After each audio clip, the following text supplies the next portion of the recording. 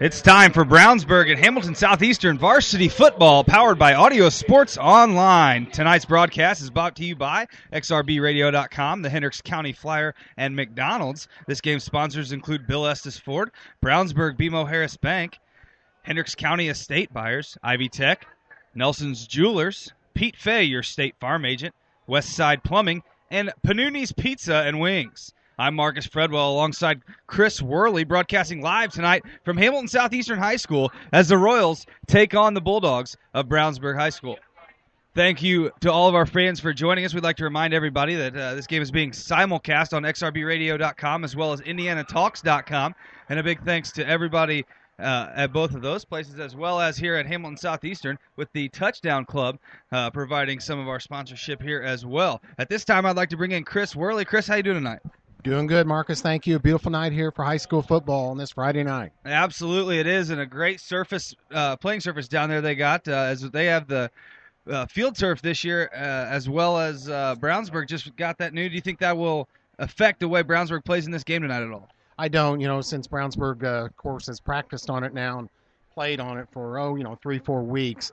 I know Brownsburg coach Brett Comer has talked about some heat reflection off that, but when the sun goes down, it should be okay, but maybe just a little warmer than normal playing surface, but should be all right here tonight. Of course, it always makes for good footing. It's an even playing surface for both teams. Right, and as you mentioned, when the sun goes down, you expect the temperature to drop. Not the case last week, was it? No, it was a hot one, so we'll see. Man, it was hot all across the state last week, and we look for it to cool down a little bit earlier tonight. At this time, we'll go ahead and read off a couple of these things, and then we'll go to work here in just a minute. Do you want to thank our friends at the Hendricks County Flyer? Hendricks County Flyer that have helped make tonight's video webcast possible. Please check them out online as well as watch tonight's game at flyergroup.com. Also, Motion 360 by Hendricks Regional Health provides care for the way you were meant to move. We care for every muscle, bone, and joint in your body to get you back to the activities you love. Get more information online at mymotion360.org. Thank you, Chris. And tonight we've got an interesting contest as both teams come into the game with a record of 1-1. The Bulldogs lost a tough one last week to Noblesville, who I've heard from everybody around is a really revamped squad. Can you tell us a little bit about that game last week, Chris? Yeah, Noblesville was outstanding in that game. Talked to the Brownsburg coaches a little bit about it, and sure, they had some problems with their young team, but everybody felt, the senior Noblesville quarterback, he was fantastic. Their defense swarmed to the ball, really good, great kicking game.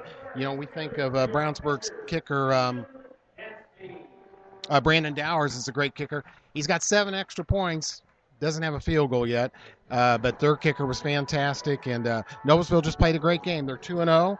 Noblesville tonight is at Zionsville.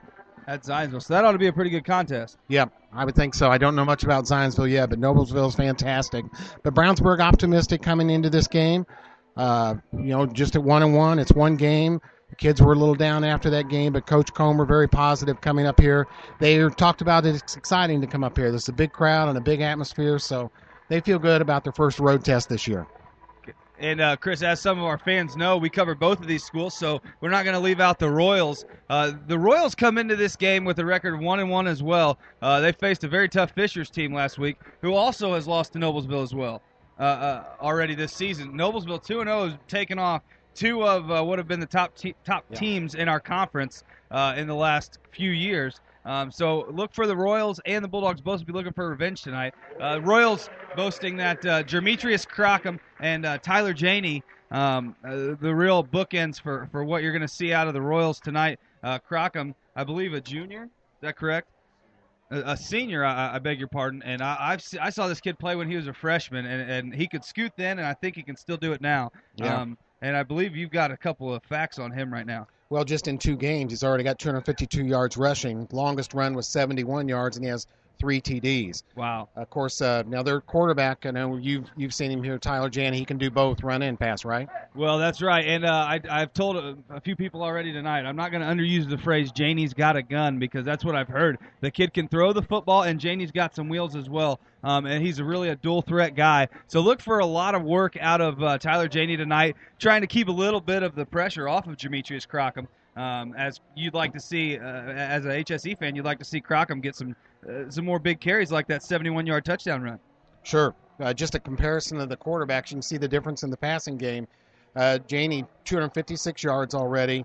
Brownsburg senior quarterback Jacob Lambert with just 75. So a lot more attempts, too. Janey's thrown 28 passes compared to just 18 for Jacob Lambert. So Brownsburg definitely, they try to run the ball with, their sophomore star running back, Tokes Akron-Rabate, and that's what they feature in their game. But it looks like Hamilton Southeastern much more balanced on offense. And, Chris, you had a chance to talk to Coach Comer about that balance on offense, or lack thereof, last week. 6 passes completed. Explain that to us, Chris. Well, they know this. The coaching staff knows that defenses who know their makeup will try and stack against the run. But they feel Jacob Lambert throws the ball adequately, but he's got a core of receivers that aren't that experienced either, so it makes it tough. They know they're going to face tough run defense. They'd like to pass more this week. They've worked on it in practice this week. Whether they'll be successful and execute it, we'll just have to see. Right, and as you said, they'd like to pass it. And Lambert is a good quarterback.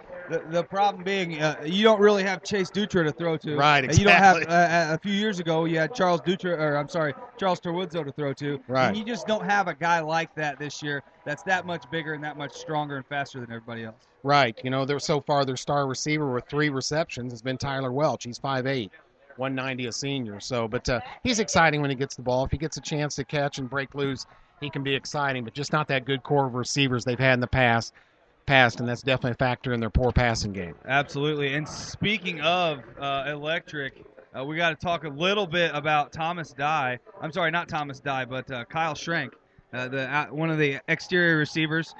And he's going to catch some passes. I believe it's Cameron Polk is sitting out tonight. Okay. He, I believe, has the most receptions for the team. No, I'm sorry, that's not correct. He only had 2 for 62 yards, but he got hurt last week. And that's Chris Ford. That Chris Ford is the one I meant to mention. He's got 2 scores on the season already for 4 catches, 101 yards. Chris, that's some explosiveness out of Ford. There you go, 101 yards, 4 catches. So we can see the average there is a little bit over 25 per catch. So we'll be on the watch out for him tonight. That's number 2, Chris Ford. Absolutely. And we're going to take a quick break right now and go back to Chris here and let you guys get a feel for what we're working with tonight. At Bill Estes Ford, our number 1 goal is to save you time. Whether you are dealing with our service department, parts department, or new and pre-owned sales, our goal is to make sure you are a satisfied customer and that it's an easy process. Don't forget, you can have a complete oil change for just $19.95. Check them out online at billestesford.com. Bill Estes Ford, soon to have a new look at 450 East Northfield Drive in Brownsburg. Call today at 852-2231. That's 852-2231, Bill Estes Ford.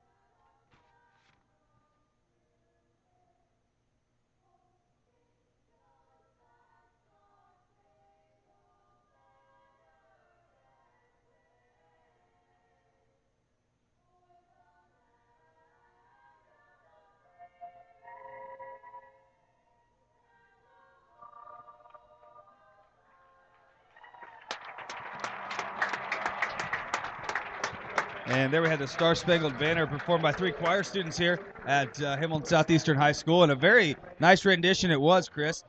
At this time, what I'll do is I'll go ahead and read off the starting lineups for those of you scoring at home. Go ahead and get out your pad of paper and your pen, and we'll give them to you right here. Starting at the quarterback position, we already mentioned him, Tyler Janey. Look for him to be a big factor tonight.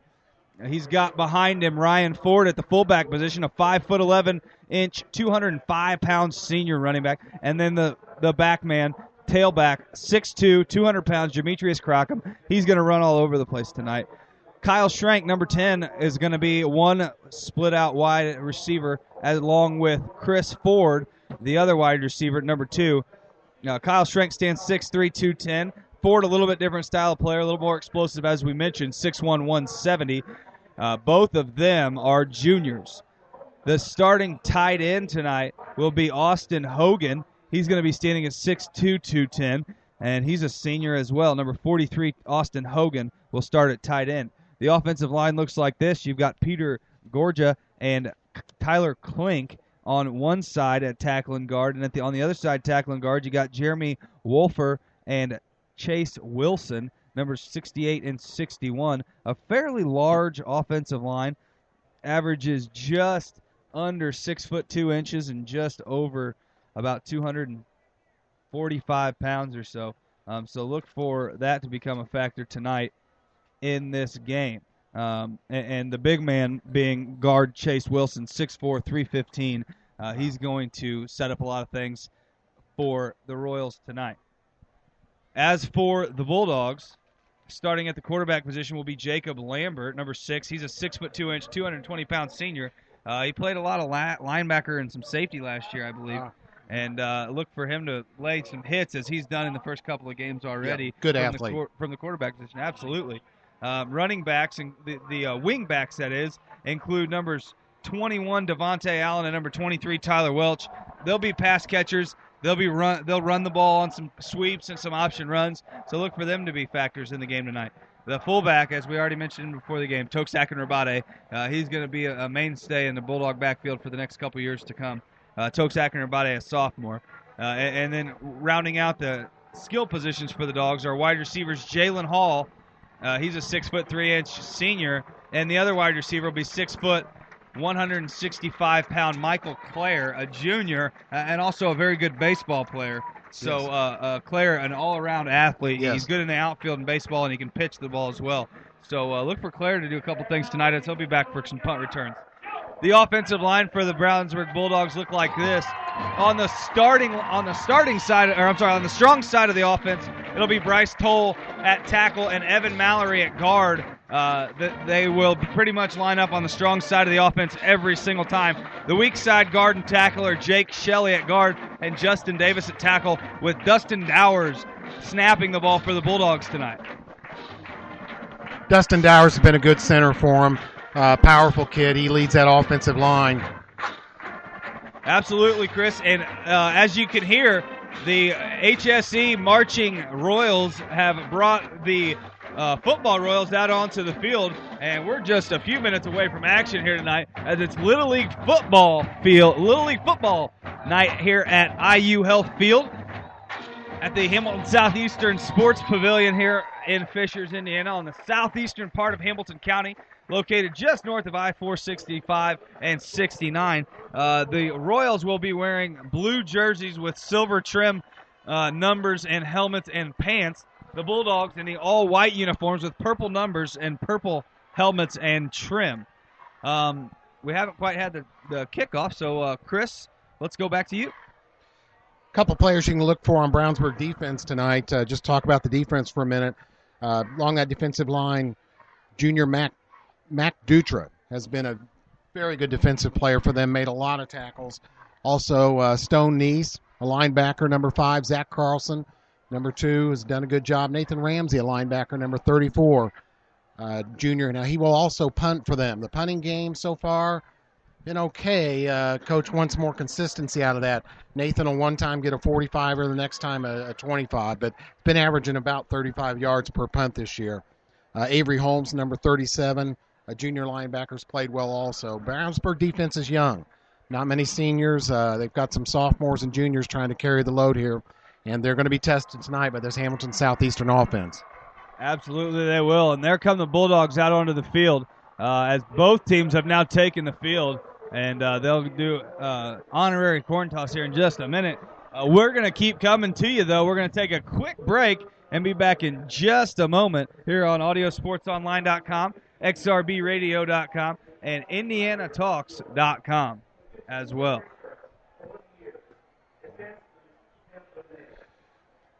BMO Harris, established in 1882 as Harris Bank and owned by BMO Financial Group since 1984. BMO Harris Bank has grown to become one of the largest banks in the Midwest, serving personal, commercial, and affluent customers. They are located at 1610 West Northfield Drive in Brownsburg. For more information, call them at 852-2683. BMO Harris. Now is the time to choose Ivy Tech Community College. There is no more affordable option in the state of Indiana for your college education. You can earn an associate degree and start a career, or transfer to a four-year school and earn a bachelor's degree. A college education is more accessible than ever before. You have choices. Make the Ivy Tech choice. Visit ivytech.edu or call 888-IVY-LINE, IVY line.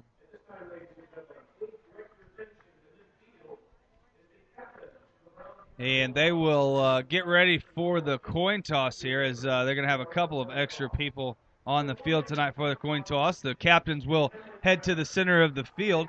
The Hamilton Southeastern captains include Demetrius Crockham and Austin Hogan. The running back and tight end also include number 25, Ben Hogenkamp, and number 93, Jordan May. So there's the captains. Again, you got Crockham, Hogan, Crockham, Hogan May, and Hogan Camp.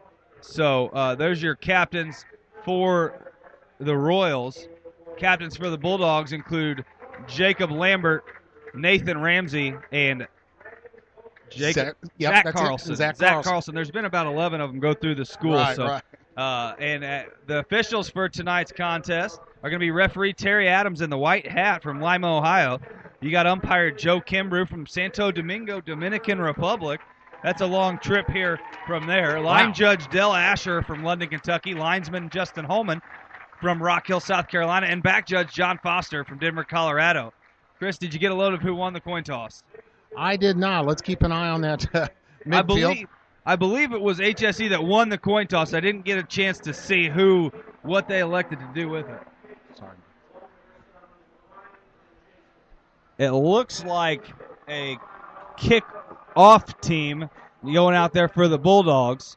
And something you don't see from every head coach. Coach Comer runs the special teams, Chris. Can you talk about that just a little bit? Well, I know he also does defensive line, but, yeah, he's involved in a lot of different, the actual special teams in plays, defensive line. He's very involved over there. Of course, he's got a good staff of assistants, but he wants to be involved in a lot of the play calling and the actual signals that go in on both sides of the ball. So we'll see that tonight. Absolutely, and he does a very nice job. I believe they are going to take a short moment of silence here in just a moment, so we'll honor that should that happen. Just about ready to go. It looks like the kickoff team out there for the Bulldogs. We are going to have a moment of silence, so we'll honor that and be back with you in just one moment here on audiosportsonline.com.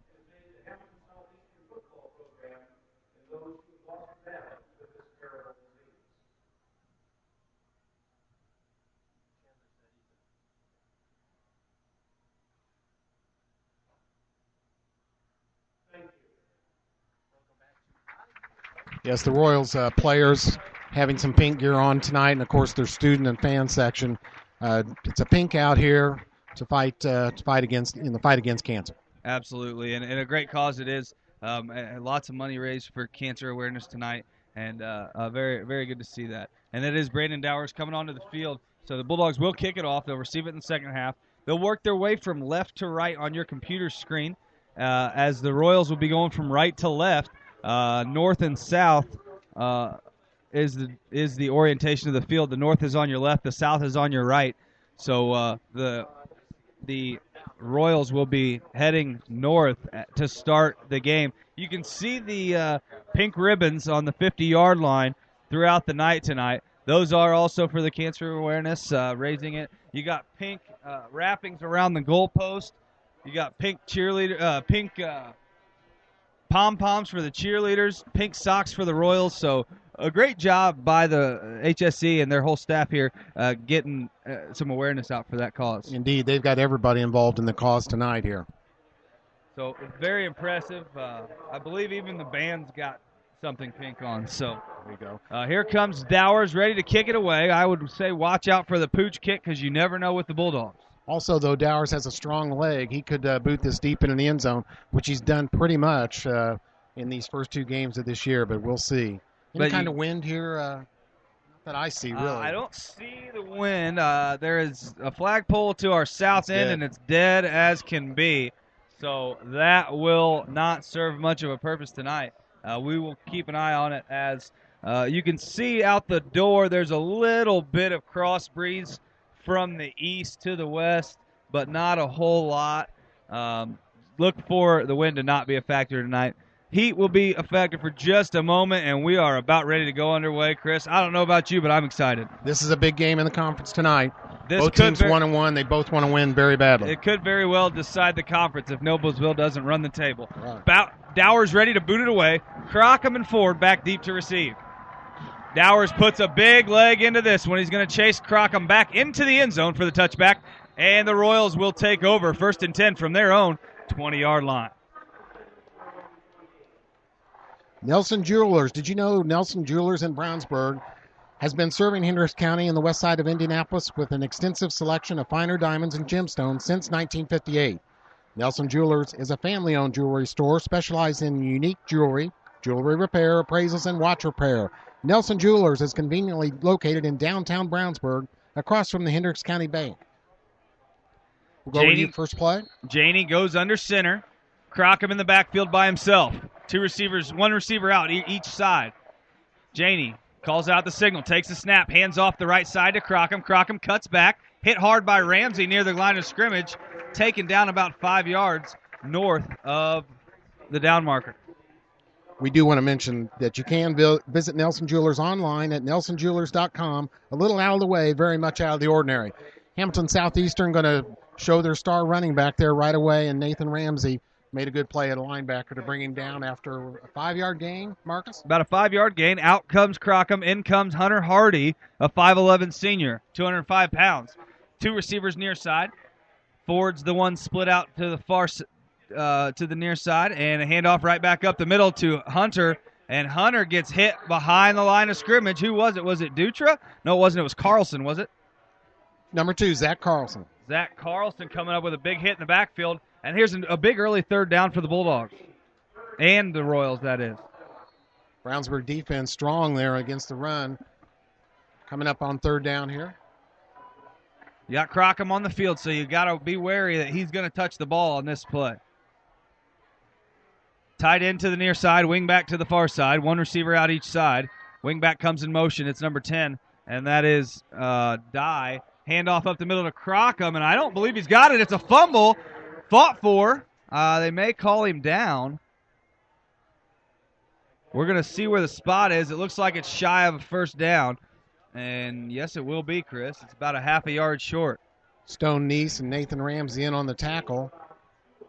Brownsburg basically plays a 3-4 defense, Marcus. Now, they will add another down lineman when they bring up a linebacker. And it's early, and they're on their own 29.5, and they're going for it. Bulldogs need a stop here. Royals need a 1st down. And I think they might have it. It depends on the spot, Chris. I think they're going to have to measure it. That's going to be close. It's a good push up the middle by the Brownsburg defense. May have held him up there on the quarterback sneak. Well, he gained a half a yard. It just depends on the spot. Brownsburg defense signaling no-go on the 1st down. Let's see. They're going to measure. Oh, they're not going to measure. Don't they? Well, I guess they're not going to.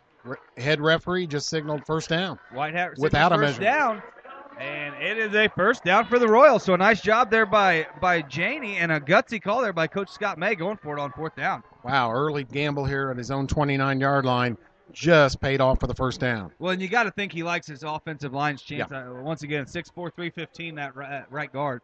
And back comes Janey under center with Hunter Harvey in the backfield. Janey calls the signal, takes a snap, hands off near side to Hardy. Hardy cuts back at the line of scrimmage, and he is stuffed by a gang of Bulldog tacklers hosted by number 2, Zach Carlson once again. Also, Mac Dutra in there on his first big stop. Right now lined up at a nose tackle for the Brownsburg defense, number 78, Brandon Weber. He was in on that tackle, too. So, second down and about 9. Give him, a gain of a yard on the play. Crockham alone in the backfield. Tight end near side, wing back far side. Ford far to the right. Near side receiver is Carter Pori. Here comes the man in motion. Handoff, faked, play action pass. Janey's got a man, and it's his tight end, and he's got some room, and it could go a little bit. Oh, and he's stopped at the 45-yard line. A nice pass there by Tyler Janey, caught by Kyle Schrank, and Schrank come from the wing position on that one and caught a nice little pass. Good play action pass and a strong throw. His first pass of the game, a completion over the middle for a good gain, Hamilton Southeastern. Back come the Royals. Janey in the shotgun this time. Crockham split out to his right. Schrank comes in motion near side. Handoff goes up the middle to Crockham on the read option. Crockham makes a move, and he's got some room around the outside edge. He's at the 30, the 25, and he's pushed out of bounds near the 20-yard line, all the way onto the track. And Demetrius Crockham with a big run for a first down. And the HSC sideline not thrilled about that one, as they think Crockham was hit out of bounds. But no dice from the officials. And we've got another HSC first down. On that play too, Marcus, he got a great block from tight end Austin Hogan to help spring him on that good run to the left side. So nice job there from Austin, and a good read by Crockham getting around the outside edge. And back come the Royals in the shotgun. Crockham split to the left of Janey, forward to the near side with Schrank and number 83. That is Will Cordette to the far side. Here's a quarterback blast to the left. Janey has it and runs around the left side. Stopped near the line of scrimmage. I think he got about a yard on the play. Call it 2, make it second down and 8 from the Bulldog 28-yard line. Number 22, Jamar Conway, came up for the Bulldogs, made a nice stop there.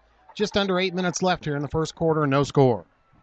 Seeing a little bit of that read option, the quarterback run, like you got Cam Newton back there at quarterback.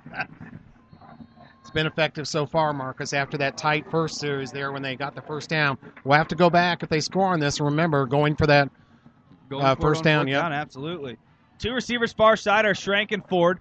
Near side is Cordette. Hardy in the backfield. Janey takes a snap, handoff up the middle to Hardy. He's got a couple of yards.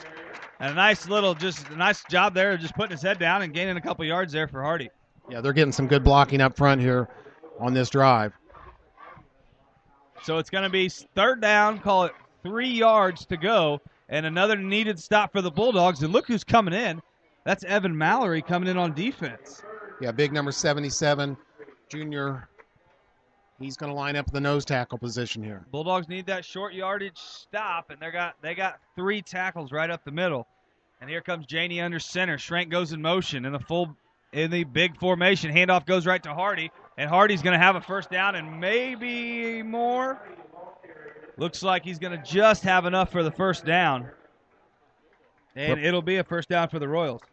It looked like they were going to go up the middle, but got a nice run off the left tackle there. Brad Geilinger came up and made a solo tackle in open field to stop any further advance, but a good play there by Hamilton Southeastern. Yeah, Brad Geilinger with the tackle on that play, saving what could have been a touchdown run by Hardy. But here comes that big I formation again with Schrank as the split receiver out to the near side. The fullback in there is number 31, Ryan Ford, and behind him is Crockham. So the handoff is going to go to Crockham on the stretch play. Around the outside, makes a couple of cuts, and he is hit, and he is going to drag the tackler a couple of extra yards and get close to a first down. Stone Neese on the tackle there, just got him by the ankles. Couple cut back and shifty moves there by the running back. But it looked like one of the Bulldog defenders kind of took a dive. He thought he got held and went to the ground. I couldn't see who it was, but he just kind of took a dive and took himself out of the play. Mallory stays in there at tackle on the defensive side of the football.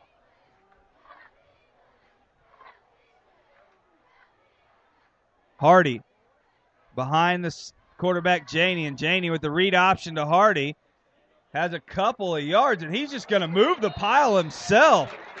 Tyler Janey with an impressive little run there, just ran right behind his center for a first down.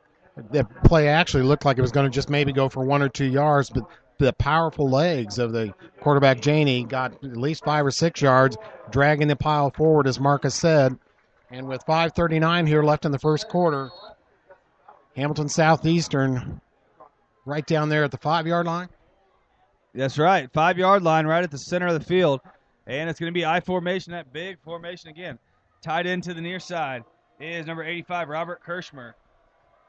Going under center is Janey. He's got Ford and Hardy in the backfield. Handoff goes to Hardy to the right side. Hardy's looking for it. He gets past the initial hit and gets into the end zone for HSE touchdown.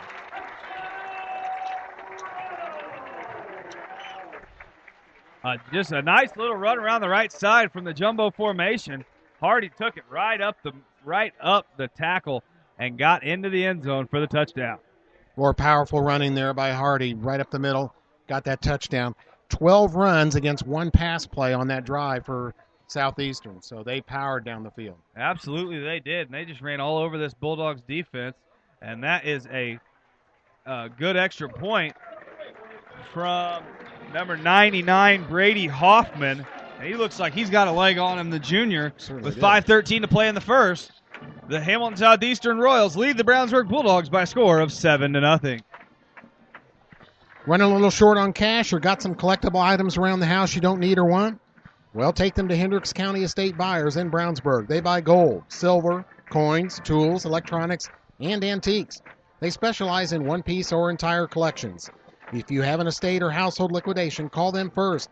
Ask for Justin at 317-286-3652 7 days a week. They're on the corner of Main and Odell in Brownsburg. That's Hendricks County Estate Buyers.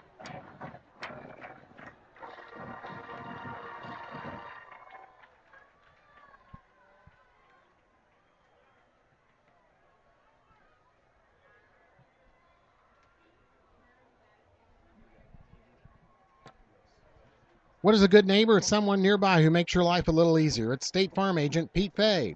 He takes the time to understand your insurance and financial needs. So whether you're preparing for your child's college education or planning for your retirement, get the kind of help you'd expect from a good neighbor. Visit State Farm agent Pete Fay at 431 East Northfield, Suite 100 in Brownsburg. Like a good neighbor, State Farm is there.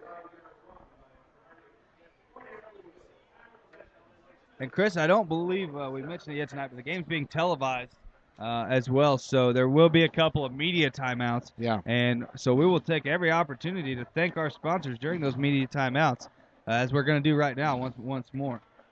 Westside Plumbing. When plumbing problems arise, do you want a plumbing company with an impressive truck or fancy jingles? Of course not. You want your problem solved quickly and at an affordable price. At Westside Plumbing, we understand you want a plumber who is honest, respectful, and knows how to fix the problem. Westside Plumbing provides fast, professional plumbing service 7 days a week. When you invite Westside Plumbing into your home, be assured they will be knowledgeable, timely, and will give your home the respect it deserves. Honesty, integrity, and respect. That's what you get when you call Westside Plumbing at 445-8399. That's 445-8399. Westside Plumbing, serving Brownsburg and all of Hendricks County. Thank you once again, Chris, and thanks to all of our sponsors here on AudioSportsOnline.com, XRBRadio.com, and IndianaTalks.com are simulcasting this as well. So for those of our listeners checking us out on all 3 of our stations tonight, thank you very much for joining us, and we would like to bring you the most exciting, action-packed edition of Brownsburg and Hamilton Southeastern Royals football as possible, and maybe contend with my 83-78 game I had last week at Decatur Central, Chris. I don't think anything could beat that. No, I don't think so. That's been talked about all week around the state. 83-85 would have beat it. Yeah, that was really something. Oh, my goodness. It was the most exciting game I ever been to. I hope this one turns into something like it. And here comes the boot from the kicker. Again, that's Brady Hoffman, and it's going to be returned by Michael Clare from about the 1. Clare gets past the 20, and he's taken down about the 22-yard line as the Bulldogs will take over 1st and 10. First time the Bulldog offense going to get a chance to get out onto the field. Hey, Chris, what are we going to hear from them tonight? Well, we're going to see a running game first. Their passing game is left a little left to be desired so far this year, but we're going to see a good dose of Toksak and Rabati up the middle here and around the end if they can get him the ball. I bet you $1 of Monopoly money that they throw it on the first play. Let's see. They have to, don't they? Their offense has to answer here after that long, powerful drive by the Royals, I would Absolutely, and there's nothing that can answer like a quick score. Here's a jet sweep to Hightower, and he's got some room. He's hit hard at the 27, but he's going to get near the 30. I believe that, Devontae Allen on the carry. You just lost some Monopoly money there, Marcus. But Devontae Allen, now they will do that often where before the snap they'll have him running back of the quarterback. They can pitch it to him. They can hand it to him. They can go out for a short pass. They'll use him in a lot of different attack ways. He hasn't got many stats so far, but they like to run him around back, at least give that defense that look of motion. Absolutely. You don't see much trickery from the Bulldogs, but don't be surprised if they got a pass in the game for Devontae Allen this week on that. Nice little thing. And here's a nice pitch for the Bulldogs. I believe that's Tyler Welch out there. Number 33. No, that's Daniel Ferguson. Fergie, as they call him over on the sidelines. A nice little pitch there from Lambert. And up another Bulldog first down. Maybe his first run of the year. He has not done so much here in the first 2 games. That was a nice fake, and then the pitch out to Fergie, and he got around that left side. Yeah, Fergie right there.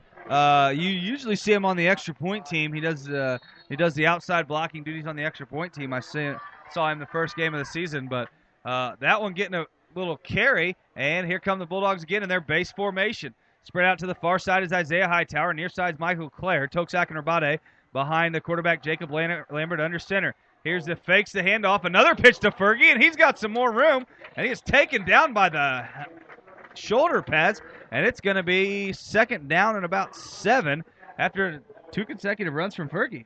Hard to believe. Got him again around that left side on a little fake play. So another good gain, maybe 3 to 4 yards. Ferguson active so far. And Ferguson's going to head to the sideline. Ethan Ogle runs into the game. Going to be the wing this time. And the Bulldogs are set in the same backfield. Near side receiver is Devontae Allen. Far side's Clare. And here's the handoff up the middle to Toksak and Rabate. And he gets forward for a gain of about 2.5. Tokes up the middle with a power run. Got a few there. Bring up a 3rd down here with 3:18 left, first quarter. 7-0. Hamilton Southeastern leads. Well, 3rd down and about 4.5. And, Chris, if you don't get it here, do you gamble as the Royals didn't go for it? Well, you look at the field position the Royals gambled in. Of course, with that good offensive line, they gambled from the 29. Brownsburg has the ball at midfield. But as the Bulldogs, you got to believe that any time you got a chance to run behind Evan Mallory, you're going to do it, right? Yes. A tight end run onto the field at the very last second this time. Another handoff to Hightower, and a timeout called by the Bulldogs before the snap could take place. Looks like the Bulldogs lucked out there as they had that jet sweep snuffed out pretty well. Yeah, and that did go to Devontae Allen again. Tried to get him the ball, but boy, that timeout barely got called before that play snapped. Brownsburg players went ahead and snapped that ball. And as they take a timeout, we'll take a quick timeout. Back with you one moment on AudioSportsOnline.com. Panuni's Pizza and Wings in Brownsburg has something for everybody. Pizza with more toppings than you can count, including specialty pizzas, 5 different kinds of calzones, breadsticks, and cheese bread with 2 kinds of dipping sauce, all made in-house with Panuni's own hand-tossed dough. And don't forget Panuni's Jumbo Wings with 12 kinds of sauce. Mention the XRB special and get 10% off of your order. They're open Sunday through Thursday, 11 a.m. to 9 p.m. Friday and Saturday open until 11 p.m. Dine in, carry out, or free delivery. Call 286-3500. Panuni's Pizza and Wings, 1447 East Main Street in Brownsburg at 286-3500. Jumbo wings with 12 different kinds of sauce sounds like right up my alley, Chris. And they are big. They're jumbo. Oh, man. Okay, here we go. 3rd down and about 4.5 for the Bulldogs. Allen goes in motion. Pitch to Allen to the near side, and he's got just shy of the 1st down. It looked like a Bulldog got away with a hold there. and they'll bring on the punt team, the Bulldogs. That could have been a pass opportunity there, and they tried the Devontae Allen in motion and get him the ball there, but did not gain enough for the first down, so shied away from the pass here in the first series. And onto the field comes the punt team. Jacob Lambert is on the punt team, though, so you can never rule out a fake when you've got the quarterback on the field. Nathan Ramsey back to punt. And Gollinger, the gunner on the far side, near side gunner is number 87, Parker Ellis. And here's the punt is away from Ramsey, and a good one. He's going to have it inside the 20. It's going to bounce near the 10 and go out of bounds at the 6-yard line. 5-yard line is where the ball will be spotted, but an outstanding punt by Nathan Ramsey. And I'll tell you what, if he doesn't play line or linebacker in college, he's going to punt the ball. That was his best one of the year. Angled it toward the sidelines, and that got out of bounds, and a good job there by Nathan to pin the Royals deep. And if I remember correctly, Chris, he had a couple of those last year, didn't he? A couple of nice directional punts out of bounds away from good return men. Well, it could be. The coaching staff just talked about him being a little inconsistent, but a good one right there. And Brownsburg defense is going to have to come up here and see if they can get a stop deep in territory. We'll give him a net of 46 yards on the punt. That'll raise the average just a little bit, and not bad for a directional kick. And it'll be one more TV timeout, so we'll take a radio timeout here on AudioSportsOnline.com. The McDonald's Hendricks County Sports Show. Tune in to XRBRadio.com every Friday at 5:30 p.m. for the McDonald's Hendricks County Sports Show. Join Brian Scott for a full hour as he interviews coaches and student athletes from Brownsburg and Avon High Schools. You can also watch the taping in person at a McDonald's near you every Wednesday night. Check out the McDonald's Hendricks County Coaches Show broadcast page on XRBRadio.com or AudioSportsOnline.com for stored locations.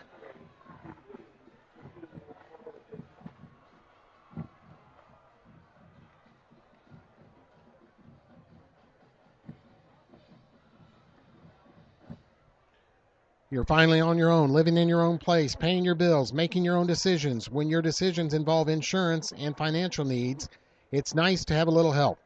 State Farm Agent Pete Fay knows that being on your own shouldn't feel like being alone. Visit State Farm Agent Pete Fay at 431 East Northfield in Brownsburg. Like a good neighbor, State Farm is there. And thank you very much to all of our sponsors once again. And thank you to those of you listening to us on XRBRadio.com and IndianaTalks.com. And here come the Royals from their own 5-yard line. It's Hardy in the backfield. Janey takes a snap, hands off to Hardy. He makes a cutback, gets out to about the 7, and he's stuffed by a gang of Bulldog tacklers. Headed up by, give credit to number 4. That is Caleb Cooley coming up from his defensive back position to make a stop on that play. Got 4 yards on that gain, the Royals did. Yep, Marcus? called a gain of 4. It'll be 2nd and 6 now. Sorry, stepping on your toes there, Chris. Just under a minute and 30 seconds left to go here in the first period. 2nd down, 6 yards to go. Ball spotted 9-yard line. Shotgun formation with Hardy in the backfield back there with Janey. 2 receivers near side. Ford out to the far side. And it's going to be a handoff to Hardy. He is going to turn it up and make a nice cut, and he's got some room at the 22 down to the 25-yard line, and that'll be a first down for the Royals. Boy, terrific shifty move around that left side. Ran by numerous tacklers for a good gain. Hamilton Southeastern first down. And an excellent job of carrying out that fake there by Tyler Janey. If you don't think the quarterback's getting the ball, that play doesn't have a chance, but a nice job there by Janey of making everybody think he had the ball. And this time, Hardy's going to be lined up close to the line of scrimmage. Watch for the read option here again from Hardy. Janey goes under center. Schrank near side in the wing.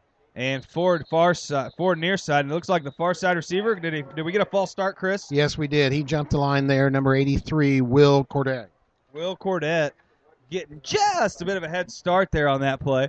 And that'll bring up first down and 15. Ball's going to be spotted now at the 21-yard line with just under a minute to play in the first.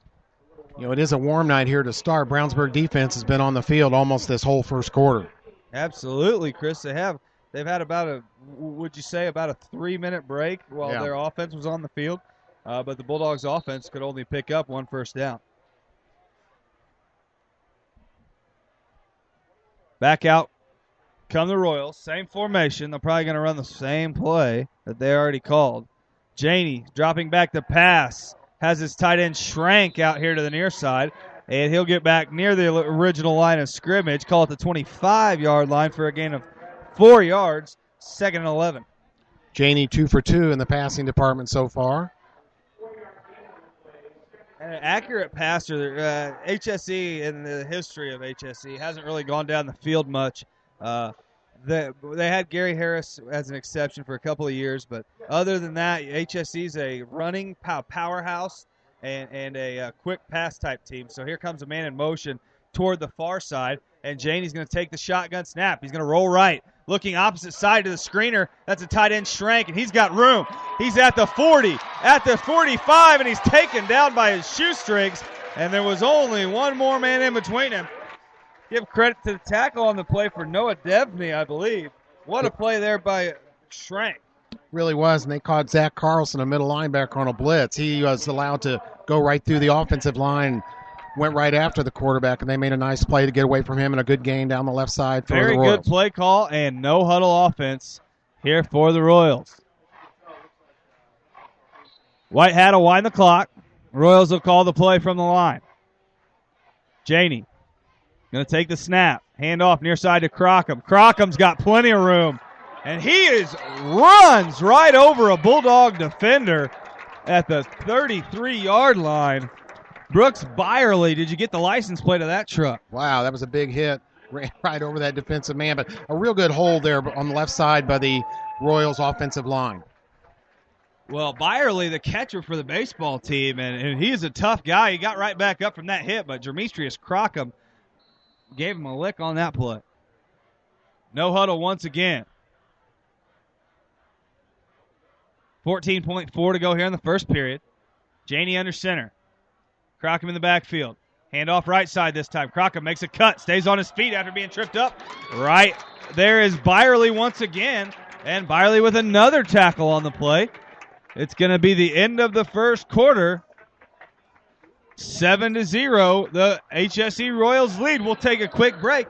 Be back with you in just a moment on AudioSportsOnline.com. Thanks to our friends at the Hendricks County Flyer that have helped make tonight's video webcast possible. Please check them out online as well as watch tonight's game at flyergroup.com. Motion 360 by Hendricks Regional Health provides care for the way you were meant to move. We care for every muscle, bone, and joint in your body to get you back to the activities you love. Get more information online at mymotion360.org. You know, at Bill Estes Ford, our number one goal is to save you time. Whether you are dealing with our service department, parts department, or new and pre-owned sales, our goal is to make sure you are a satisfied customer and that it's an easy process. Don't forget, you can have a complete oil change for just $19.95. Check them out online at BillEstesFord.com. Bill Estes Ford, soon to have a new look at 450 East Northfield Drive in Brownsburg. Call today at 852-2231. We do want to remind you this game is also being simulcast on IndianaTalks.com as well as XRBRadio.com. We want to welcome all those listeners and viewers also of our video feed. Well, the only scoring in that first half by the running back Hardy, extra point by Hoffman. That put the Royals on top 7-0. And IHSA football fans, we're going to have a chance to bring you some scores around the state tonight. So as we get them, we will bring them to you. And once again, here come the Royals. And Evan Mallory still on the defensive side of the ball for the Bulldogs. As Bulldogs are going to make a change here and try to make some stops here with Evan out there on the defensive side.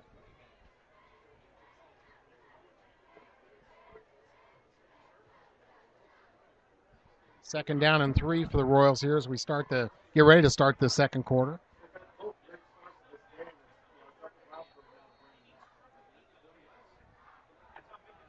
So second down about 3. Janey is going to go under center in that jumbo formation again. Hardy, the fullback this time. And you got the handoff to Crockham, looking for the edge. Finds it, makes a move, and there's a flag in the backfield. It come from the white hat. You know what that means. That's got to be a hold. Sure enough is. That's going to bring that running play back.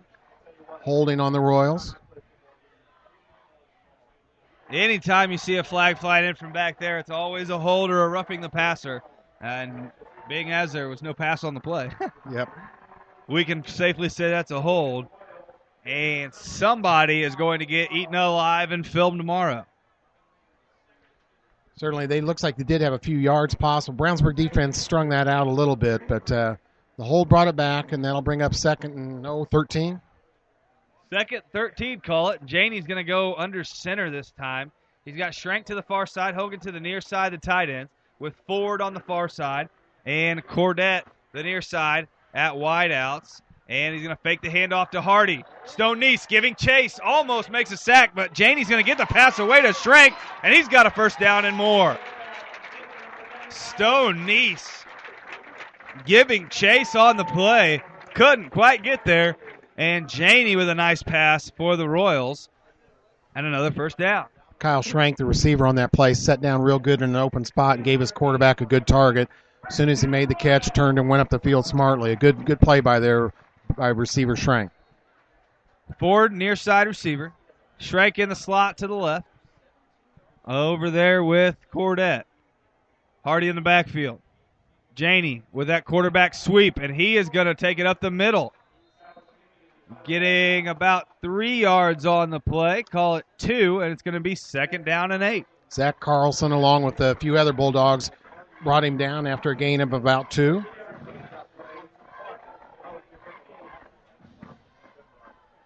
Second and 7 for the Royals. Bulldogs looking for a stop at about the 15-yard line.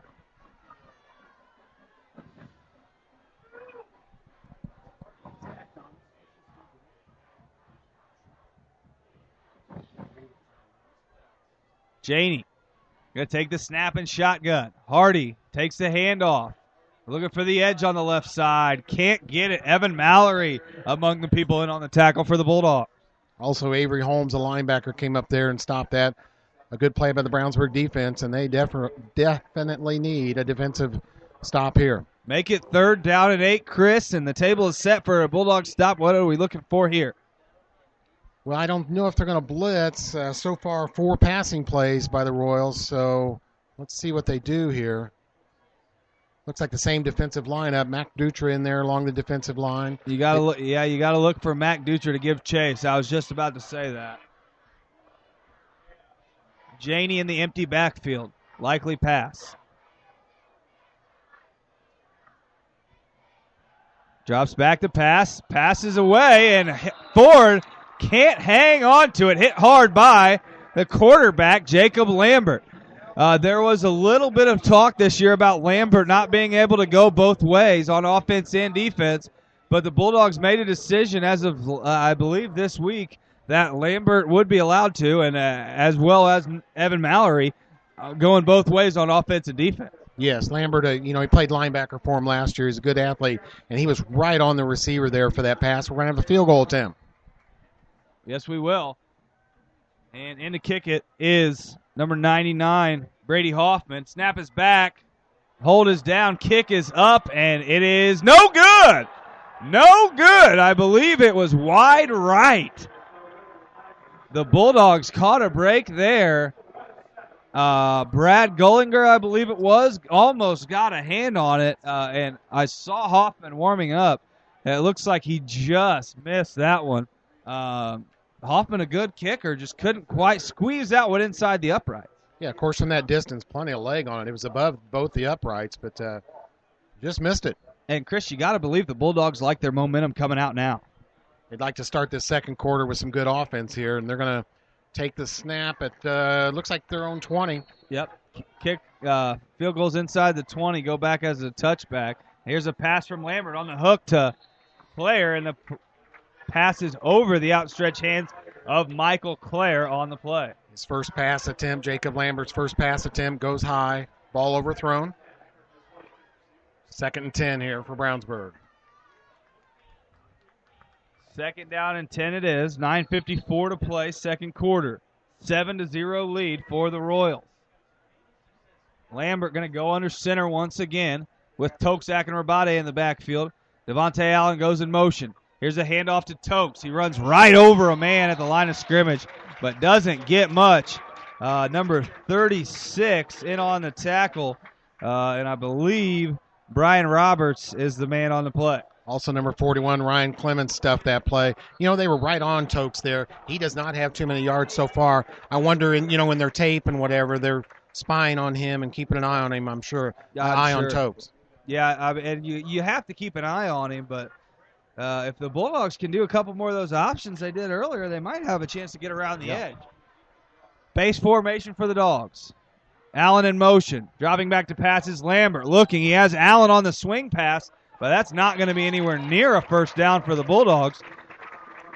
And it'll be fourth once again for the Dogs. Quick out here, and that's not going to help that defense to get any rest. So we will see Nathan Ramsey drop back to punt again. Well, I'll tell you what will help the defense get some rest is that TV timeout. Yes, that's going to help him tonight. It could. Ramsey with a 46-yard punt his last time. He'll be punting the other way to the other end zone this time. Let's see how he does. And very likely you're going to see him kick it near the HSE sideline as that's Chris Ford on the far side. The explosive wide receiver near side is Chandler Dalkey. Snap is back. Kick is away from Ramsey. End over end, but it's got some distance on it. Kicked it, give him a net of, call it 10, 20, 30, 40. He did. 40 yards again for Ramsey, I believe. When you were right, Marcus, he did target that sideline. They don't want to give a chance for the dangerous Royals returners to have a go. Absolutely. Ball's going to be spotted at the 37-yard line. And a nice punt there from Nathan Ramsey. Give him a net of 45 yards on the punt. Back-to-back 45-yarders. It might have been end over end, but it was away from the guy you're looking to get away from. And here comes a bunch. You got bunch receivers to the left, one to the near side. Hardy in the backfield. Janney under center. Faking the handoff to Hardy. Dutra giving chase. Pass deep to Ford. He can't get it there. Brooks Byerly was giving chase. I don't have time and possession numbers for you here so far, Marcus, but just looking at the number of plays, I get that was Hamilton Southeastern's 26th offensive play, Brownsburg with only 9. Wow, and the Big Bulldogs. discrepancy. I tell you what, big discrepancy there. The Royals are running with quite a pace out there too, getting lots of plays off in this just over 1 quarter and 3 minutes. Tried to open up the field there on first down, going downfield a little bit. Pass a little overthrown, off target a little bit, and they'll come up here for second down. Shotgun formation. Janney back there with Hardy. Here's the snap. Janney dropping back to pass. Screen pass goes to the opposite side to Cordette. And this is number 27 for the Bulldogs. 37. I apologize. Avery Holmes in on the tackle. Third down again, and the Bulldogs need a stop. I'll tell you what, Chris, if the Bulldogs can get a stop here, and get a little bit of a punt return, they might have some decent field position. That's something they have not had yet in this game, field position. And Janney's going to go in the shotgun again with Hardy back there with him. 2 receivers far side, a tight end over there also. Ford near side by himself. Single coverage over here on Ford, and here's a hook, and it's caught by Ford, and he could go. He's at the 30, the 20, the 10, 5, touchdown Royals. And I would tell you what, Chris, I hate to say it, but just a terrible job of defense there by the Bulldogs. They gave him a 15-yard cushion, and of course he's going to catch it wide open like that. He was, and then with his explosive speed, when he got that in the open field, he was gone. They never had a chance to get him. A nice pass there by Janney. Don't take away anything from the quarterback or the receiver on that play, but not very good coverage by the Bulldogs near side corner. And that's a touchdown for the Royals, a very easily done touchdown, as it was 3rd and 5 if the Bulldogs could just get a stop. Give them credit, though, with a 56-yard touchdown pass. Gullinger almost blocking that extra point. The extra point is up and through from Brady Hoffman. And we have a score now of 14-0. Established in 1882 as Harris Bank and owned by BMO Financial Group since 1984, BMO Harris Bank has grown to become one of the largest banks in the Midwest, serving personal, commercial, and affluent customers. They are located at 610 West Northfield Drive in Brownsburg. For more information, call them at 852-2683, BMO Harris Bank at 852-2683. Now is the time to choose Ivy Tech Community College. There's no more affordable option in the state of Indiana for your college education. You can earn an associate degree and start a career, or transfer to a four-year school and earn a bachelor's degree. A college education is more accessible than ever before. You have choices. Make the Ivy Tech choice. Visit ivytech.edu or call 888-IVY-LINE, IVY-LINE. And I tell you what, Chris, we couldn't get these broadcasts done without our sponsors. Let me run them off for everybody one more time. And remind all of our fans, this game is being simulcast on IndianaTalks.com and XRBRadio.com, as well as podcasts for year-round listening on AudioSportsOnline.com. The big helpers, and also we've got to give a shout-out to Hendricks County Flyer, McDonald's. We love Bill Estes Ford, Brownsburg, BMO Harris, Hendricks County Estate Buyers, Ivy Tech, Nelson's Jewelers, Pete Fay, your local State Farm agent, Westside Plumbing, and Panuni's Pizza and Wings. Again, Chris, we couldn't get our broadcast done without those sponsors. Absolutely. Outstanding, and thank you to all of our sponsors here. Hamilton Southeastern will be ready to kick off other conference action tonight. Avon is at Harrison and West Lafayette. McCutcheon at Lafayette. Noblesville at Zionsville. Tomorrow night, a conference game at Lucas Oil Stadium has Fishers at Westfield. Fishers Westfield, home team at Lucas Oil, and that'll be a big game. That ought to be a good game, and I can't forget, I almost forgot, Chris, we got to give a big shout-out to the Touchdown Club here at Hamilton Southeastern High School for helping make our broadcast possible for the Royals side of things. So glad you got that in, Marcus. Marcus. Thanks to that Touchdown Club. Yep. Brownsburg offense on this possession. This is throw the ball. They've got to keep possession of this ball, move it down the field, try to get a score in before half. 8:02 left here in the second period. Well, I'm a big advocate. Here's a pooch kick. It's going to need to be fallen on by the Bulldogs. Nobody can fall on it, and I believe the Royals have it. Nobody would fall on the football, Chris, and I think the Royals got the recovery. We're about to find out. I'm not sure, Marcus. Bryce Toll pointing towards the Dogs' direction. Brownsburg and ball. The White Hat will as well. I'll tell you what, Chris, the Bulldogs got lucky there. They really did. You know, that was a good strategy call there on the kickoff. That ball rolled around on the ground for a long time, Marcus, before somebody came up with it. Well, and you saw the up back just drop back from it like it was a punt, like he was trying to get away from it. And then all of a sudden he tried to fall on it. And was this a new quarterback for the Bulldogs? Number 15. Interesting. Hunter Johnson. The Bulldogs to pass here. That's Hunter Johnson. And is he a freshman? Yes, he is. Yes. I've heard about this guy. This guy can do it all. Hunter Johnson fakes the handoff. No, he doesn't. He hands it to Tokes Akinrabade, who will take it himself. Hunter Johnson, a freshman, highly touted. He moved into Brownsburg towards the middle of the summer. And when he moved to Brownsburg, he was immediately put on the JV squad. Hunter Johnson, watch out for this kid for the next couple of years. This guy can play football. Slide of Bill, they list him as 6'1", 170. His first varsity action. I'm not sure if he got any time last week, but this is his first varsity action as far as we are concerned. And look for Hunter Johnson. Here's a handoff again to Akinrabade. And they'll get nothing. So the Bulldogs bring in a new quarterback and hand it off 2 times. You know, he did get into one game. They have him with one pass attempt. That's right. Rob just pointed out to me he did get a chance to get in the game week 1 against McCutcheon. So here comes Johnson.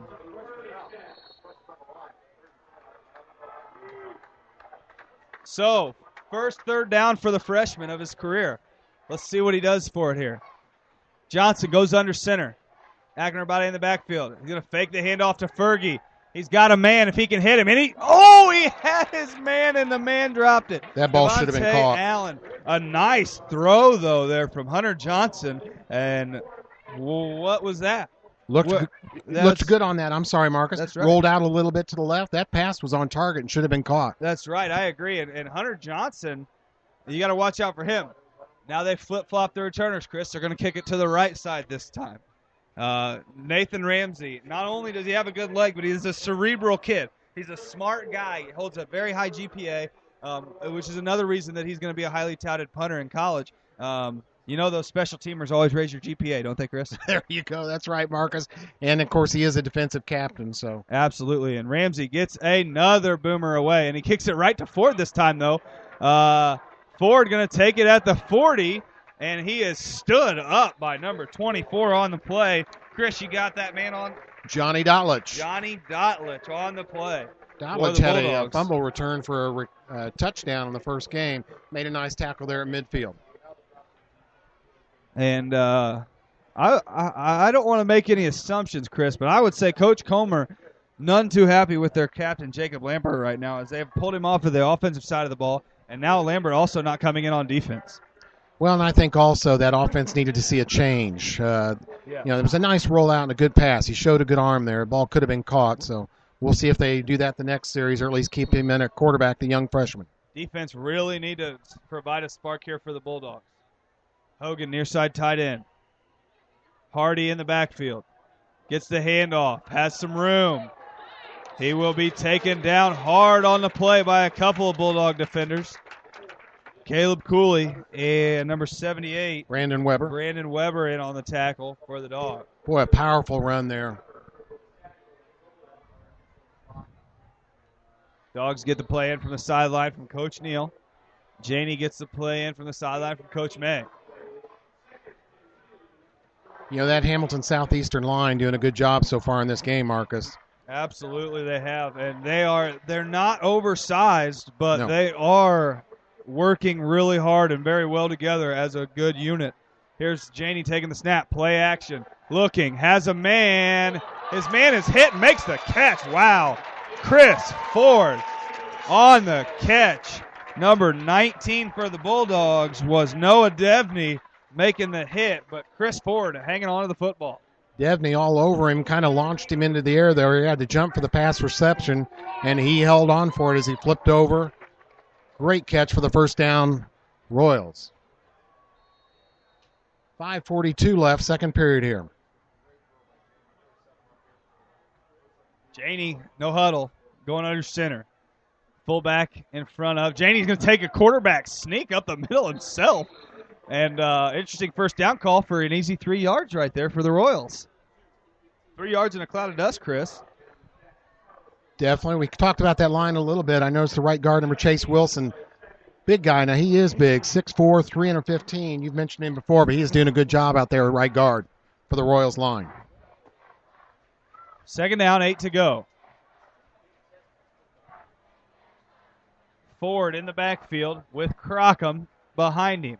Hogan comes to the near side tight end. Janey under center. Takes the snap. Hands off near side to Crockham. Crockham cuts back on the stretch play. And he's got himself about 7. And it'll be just shy of a first down with 4:45 to go here in the first half. Brooks Byerly back out onto the field for the Dogs. That'll send number 31, Connor Nichols, back out to the sideline. Brandon Weber on that tackle for the Bulldogs. A big play right here. Third and short. Byerly going to come up to help stop the run.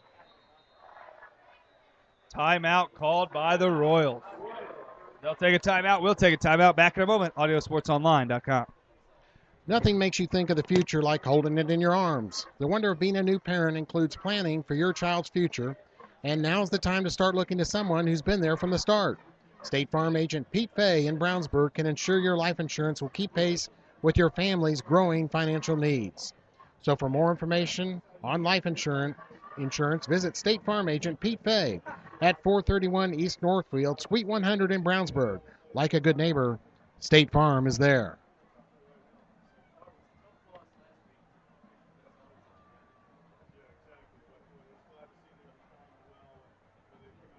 .426 here left. Big play coming up. 3rd and 1 for the Hamilton Southeastern Royals. Sun setting now. Lights are on and active. A little bit of a breeze. Beautiful evening here. We'll try and get you some scores of other games. And Royal fans, we'll make a quick announcement to you, Royal fans. You'll be glad to know that Joe Wrights, offensive guard for the Indianapolis Colts, former Hamilton Southeastern Royal, in the press box tonight, cheering on his Royals. So keeping the talent at home is Joe Wright. In that big game on the south side, Center Grove and Carmel tied at 14 in the second quarter. Well, there we go. That's going to be a good one, and we'd like to see this one shape up into a better one as the Royals are about to invoke the 21-point rule on the Bulldogs if they can get in again. 3rd and short. Here's Crockham. He's going to walk into the end zone for the touchdown.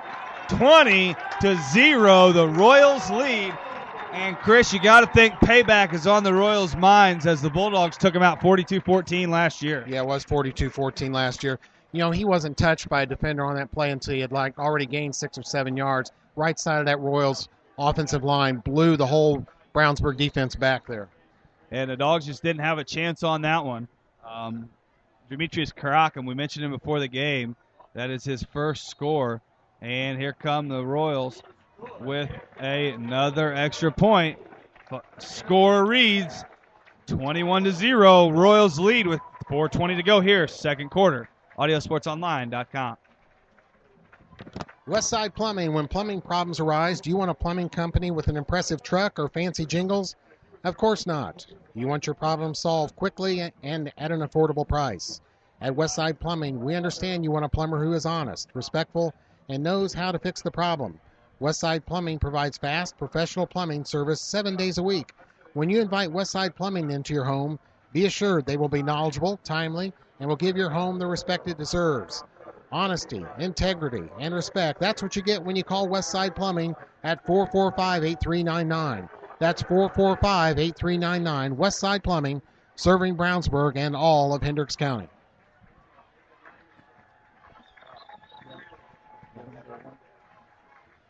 Panuni's Pizza and Wings in Brownsburg has something for everybody, and you don't even have to leave home. Call 286-3500 for free delivery to Pittsboro, Claremont, North Avon, and all of Brownsburg. Specialty pizza, calzones, breadsticks, and cheese bread, all made in-house with Panoni's own hand-tossed dough. Open Sunday through Thursday, 11 to 9. Friday and Saturday, open till 11 p.m.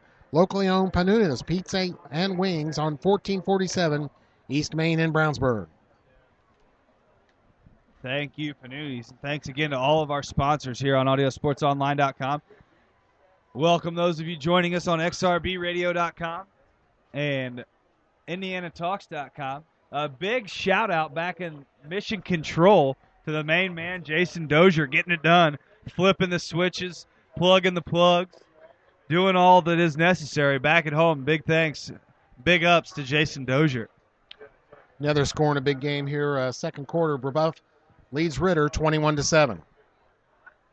Brebeuf 21-7 over Ritter. I'm not sure the last time Ritter's been down by 2 touchdowns in the last 10 years. It's always a big rivalry game.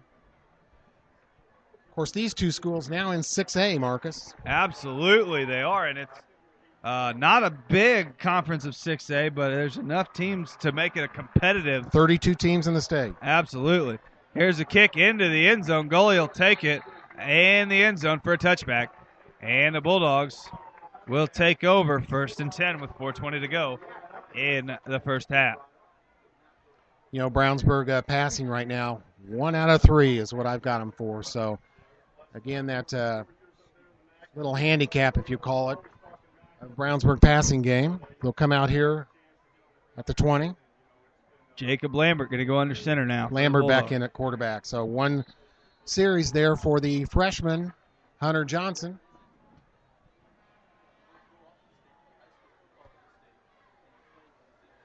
And don't think you've seen the last of Hunter Johnson for the Bulldogs, though. Here's a pitch to Fergie. Fergie going to get across the 20, and he is just hammered at the 22-yard line by number 93. I didn't catch the name of that.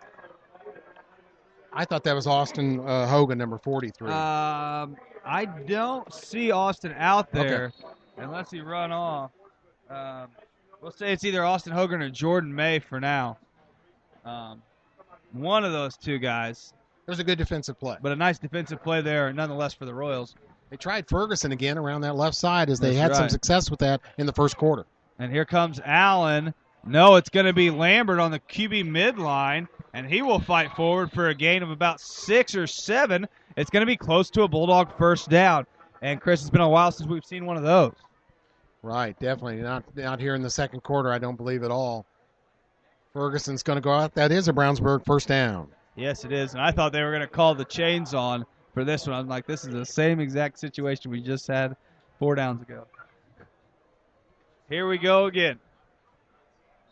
Number 14, Allen, run into the game. I'm sorry, that's number 14. Jalen Hall, run into the game. He'll be the far side receiver. Allen, the near side wing, along with number 12, Ethan Ogle. Lambert under center, fakes the handoff, looking to get across the line of scrimmage and does, gains about 2 on the play. You know, Marcus, they are keying on Tokes. I mean, he cannot get anything going here tonight. And I noticed on that play, the minute he touched that ball, he had 2 defenders on him right over the middle. Well, and the Royals are going to do that all night. All they got to do is go after Tokes. And if you're Scott May, you got to tell your players, nobody else is beating us. Or everybody else can beat us, but he's not going to. Hamilton Southeastern coach Scott May.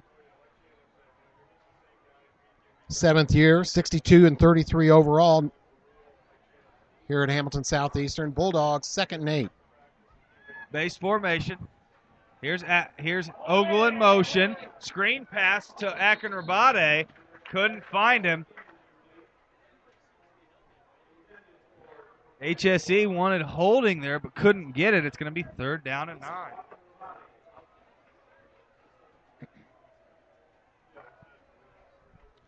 Well, a 3rd down, and if they're going to get anything here in this first half, they need to pick up this one, and this looks like a passing situation. Not exactly the ideal set for Brownsburg here. Absolutely. Speaking of passers, we mentioned Joe Wright's in the booth with us tonight. Also, Chandler Harnish, Colts 3rd-string quarterback. There you go. So star-studded cast up here as we got Chandler Harnish, Joe Wrights, and Rob Kendall in the same booth. And here's the pass short to Allen, and that's going nowhere. Chris, the Bulldogs have to take a chance. That didn't go downfield at all. That got caught behind the line of scrimmage. 2 Hamilton Southeastern defenders on him just before he even got back to the line of scrimmage. And that wing T offense works until everybody's seen it 7 times in a row. And then you got to do something different. The Bulldogs need to put the ball in the air down the field. Well, we might see the freshman quarterback again, Hunter Johnson. Not that the quarterback makes all the difference here, but just not successful at all in the passing attack. Hardly any passing attack at all. And you got to believe. I mean, Jacob Lambert's a great kid, and he works hard, and he's a good player. But I think the Bulldogs are stronger with him on defense. I really do. I think that he just may be the missing piece of that Bulldogs defensive puzzle. They can't quite get that spark that they had last year on defense. I mean, I understand you lose Connor Ludwig, who was a big part of your defense, and you lose just a number of seniors last year from a great team. Well, and you lose, one of the biggest impact players in Indiana football, Chase Dutra, to IU, and that really hurt. And coach knows it. He knows they're young on defense, and they've struggled so far. Now, we did see Jake Lambert break up a pass in the second quarter there on defense, so. And Nathan Ramsey will be back to punt again. Dutra, a much bigger factor on offense last year for the Dogs than he was on defense. Yeah. Is a safety at IU. Well, he's such an athlete. And Ramsey catches that one off the side of his foot. And there's that consistency that the Bulldogs were missing. And that is an awful spot. There's absolutely no way the ball was that right there when it went out of bounds.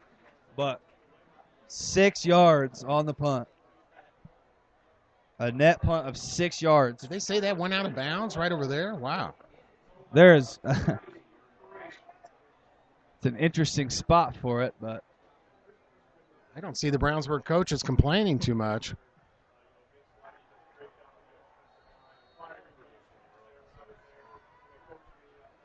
Royals will take over here at the 33-yard line. 2:03 left in the first half.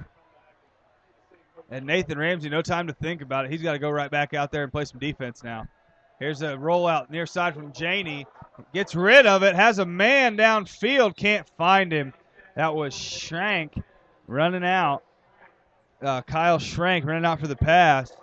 Janey getting chased by Stone Neese. Janey off target on that pass, but overall, right now I have him 7 out of 10 in the passing game. Excuse me, Chris, and he was doing a very good job on both sides of the attack, running and passing. A little pistol formation now as they'll go with the regular shotgun. Will the Royals. Shrank the tight end far side, going to come in motion to the near side. Ford, far side by himself. Janey dropping back, has his man, looking for Hogan, can't get it to him. Overthrew him a bit there over the middle. Yep, just over the top, and Lambert is going to come into the game for the Dogs, along with number 13, and that is Tyler Kurtz out there. Marcus, when you're struggling this much on offense like Brownsburg is, you almost root, if you're cheering for Brownsburg here tonight, for the defense to maybe get a score, either on an interception return, a fumble, and a pick up and run in. They're going to need something like that. Absolutely. Nobody better to do it than Mac Ducher out there, one of the emotional leaders for this Bulldog club. He might not be a captain, but he is definitely an emotionally charged individual. And look for Ducher to try to get in the backfield this time. Here's Crockham going around the left end. He's got a first down and way more. And he met up with Brooks Byerly again. No, I'm sorry. That was Kurtz out there getting the tackle on the play. Kent Craig, a member of the offensive line there for Hamilton Southeastern, opening up holes on the left side there. That offensive line's been great tonight. Janey in the backfield with Hardy. Looking at the shotgun. Ford, far side. Cordette and Schrank near side. Here's the pass out to the slant route to Cordette. Cordette stays on his feet, and he's got it down inside the 5. And the Royals threaten once again, knocking at the doorstep of another touchdown. Tyler Kurtz for the Bulldogs made a tackle there down at the 2-yard line, but a good passing play, effective, and they are down to the 2-yard line, 3. Down to the 3, Marcus. And, Chris, it's almost like the Bulldogs got in that first game against McCutcheon and put it on them pretty handily, and then all of a sudden they just fell off. It's like they think that they're better than everybody else just because they beat the crud out of McCutcheon. And here comes the handoff up the middle to Hardy. It's like we've lost a little bit of intensity. I don't know if you see the same thing, but I haven't seen as much intensity out of the Bulldogs tonight as I did in the first week. Stone Neese got a little penetration there against the offensive line and made that tackle around the ankles. And you got to hope that it's not just an emotionally charged win for the Bulldogs in that first game and coming out of the new stadium and all that. Here comes second down and 3 from the goal line. Crockham gets hit, makes a cut, and he is driven back, way back. They're going to give him forward progress about the 6 or 7. They shouldn't give him forward progress anywhere because he was running backwards until he started getting pushed back at about the 15. But the rule is the rule, and he'll get the ball at the 6. So it'll be third down and goal from the 6-yard line with 36 seconds to go in the first half. Strong play there by the middle of the Brownsburg defensive line. We want to say thanks to our friends at the Hendricks County Flyer that have helped make tonight's video webcast possible. Please check them out online, as well as watch tonight's game at flyergroup.com. Hendricks Regional Health. Motion 360 by Hendricks Regional Health provides care for the way you are meant to move. We care for every muscle, bone, and joint in your body to get you back to the activities you love. Get more information online at mymotion360.org.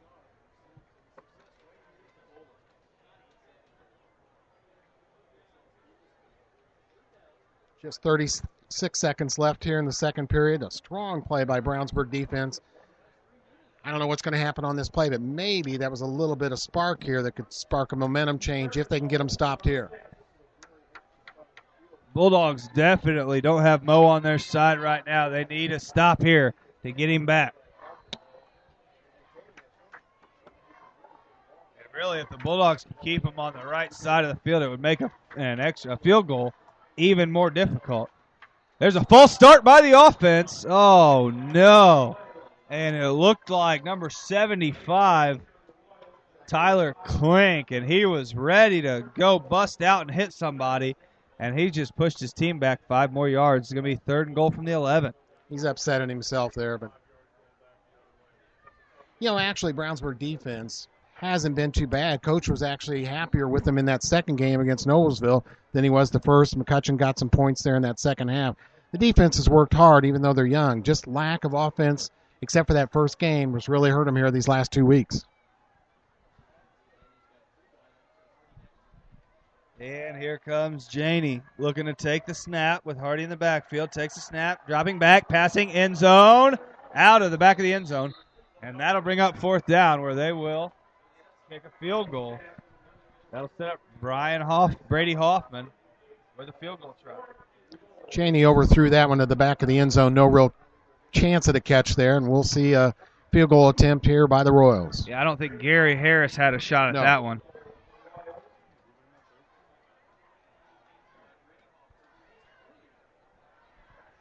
Brady Hoffman missed a field goal earlier. We'll have a better angle on it this time. From the right hash mark, Brady Hoffman, about a 28-yard field goal. It's up. It looks wide left. Oh, wow. He must have a better angle on it than we do, Chris. That's why they put him down there.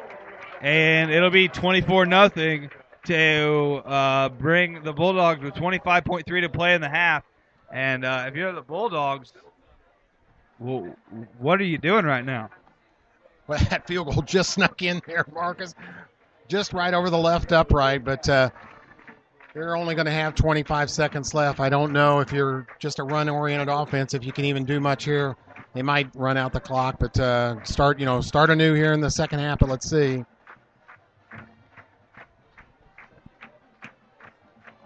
Hendricks County estate buyers running a little short on cash or got some collectible items around the house you don't need or want? Take them to Hendricks County estate buyers in Brownsburg. They buy gold, silver, coins, tools, electronics, and antiques. They specialize in one-piece or entire collections. If you have an estate or household liquidation, call them first. Ask for Justin at 317-286-3652, 7 days a week. They're on the corner of Main and Odell in Brownsburg. That's Hendricks County estate buyers. Score update, the Avon-Harrison game. Avon up 21-0 over somewhat of a weak Harrison team in this conference. Ben Davis leads in the second half over North Central, 7-0. Akin Rabade in there as an up-back for the Bulldogs. Johnny Dotlich as well. And a couple of skill players in there also for the Bulldogs back there. Deep to receive are Brad Gullinger and Devontae Allen for the Dogs.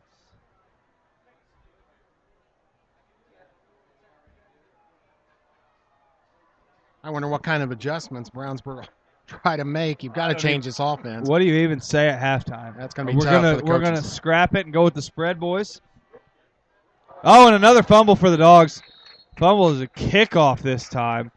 That was number 37. Avery Holmes tried to make that pickup and just fumbled a little bit. The Bulldogs will have the ball at the 25-yard line. And if you're Coach Brett Comer, what do you do here? Well, that's going to be a tough halftime locker room. Again, I don't think defense has been that bad. They've been on the field almost the whole first half. You got to give it a shot here, don't you? You got to try to score, don't you? You can't go into halftime down 24-0 without trying, can you? You'd like to have a tall, fast receiver that can get down the sidelines here, and they're in a formation where they're just going to run it out. They're going to down the football and take it into halftime down 24-0.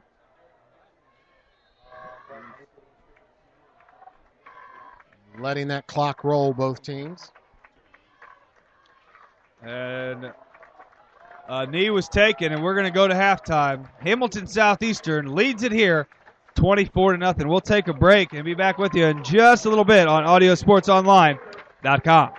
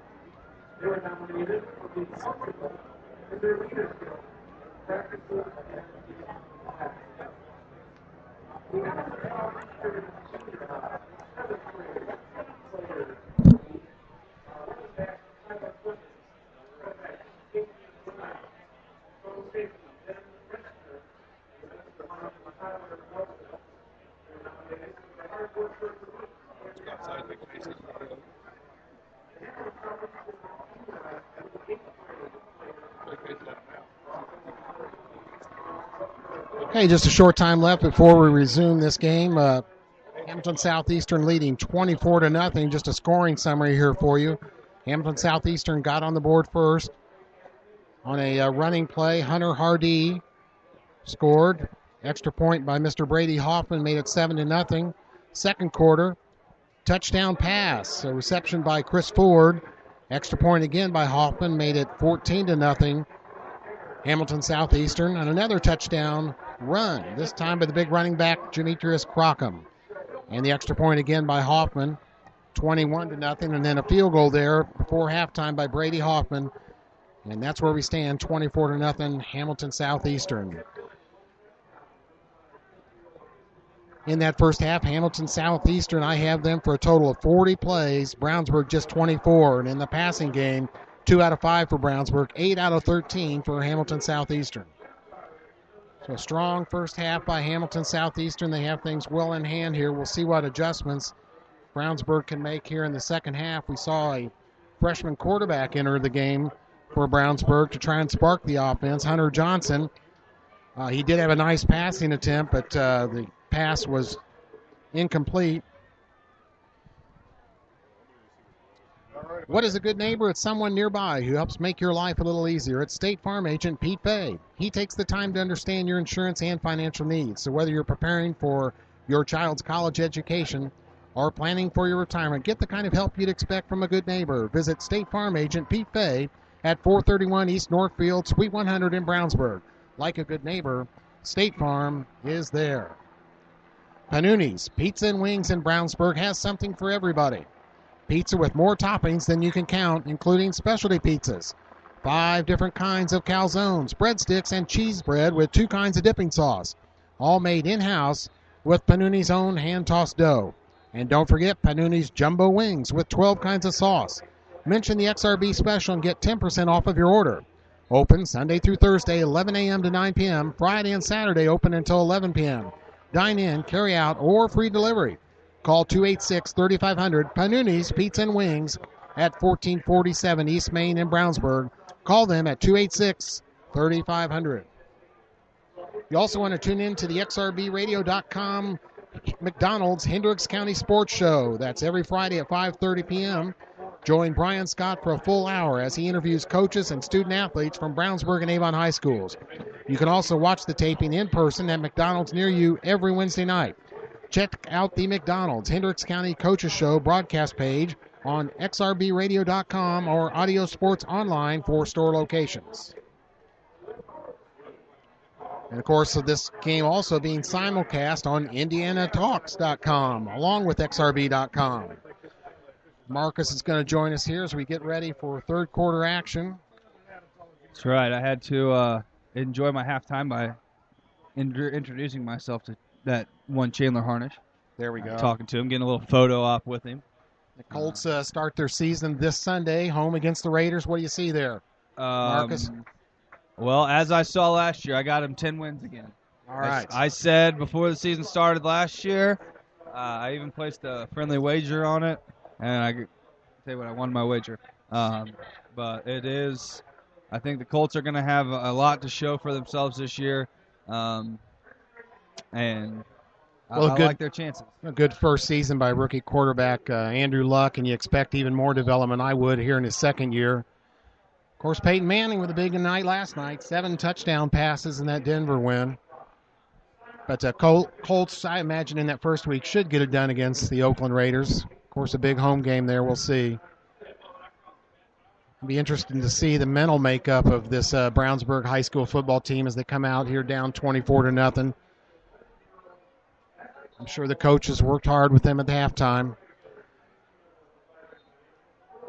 Play discrepancy big, like we've talked about. 40 plays for Hamilton Southeastern compared to just 24 for Brownsburg. So if they can keep that ball, generate a few offensive yards, get a few downs going, maybe that'll get something going. And two, like we talked about, when you're struggling to score this much on offense, a defensive score wouldn't hurt, or a special teams score. You know, run a punt back for a touchdown, a kickoff return, interception return, something like that. You're going to need that type of score with your offense struggling this much to get back in this game.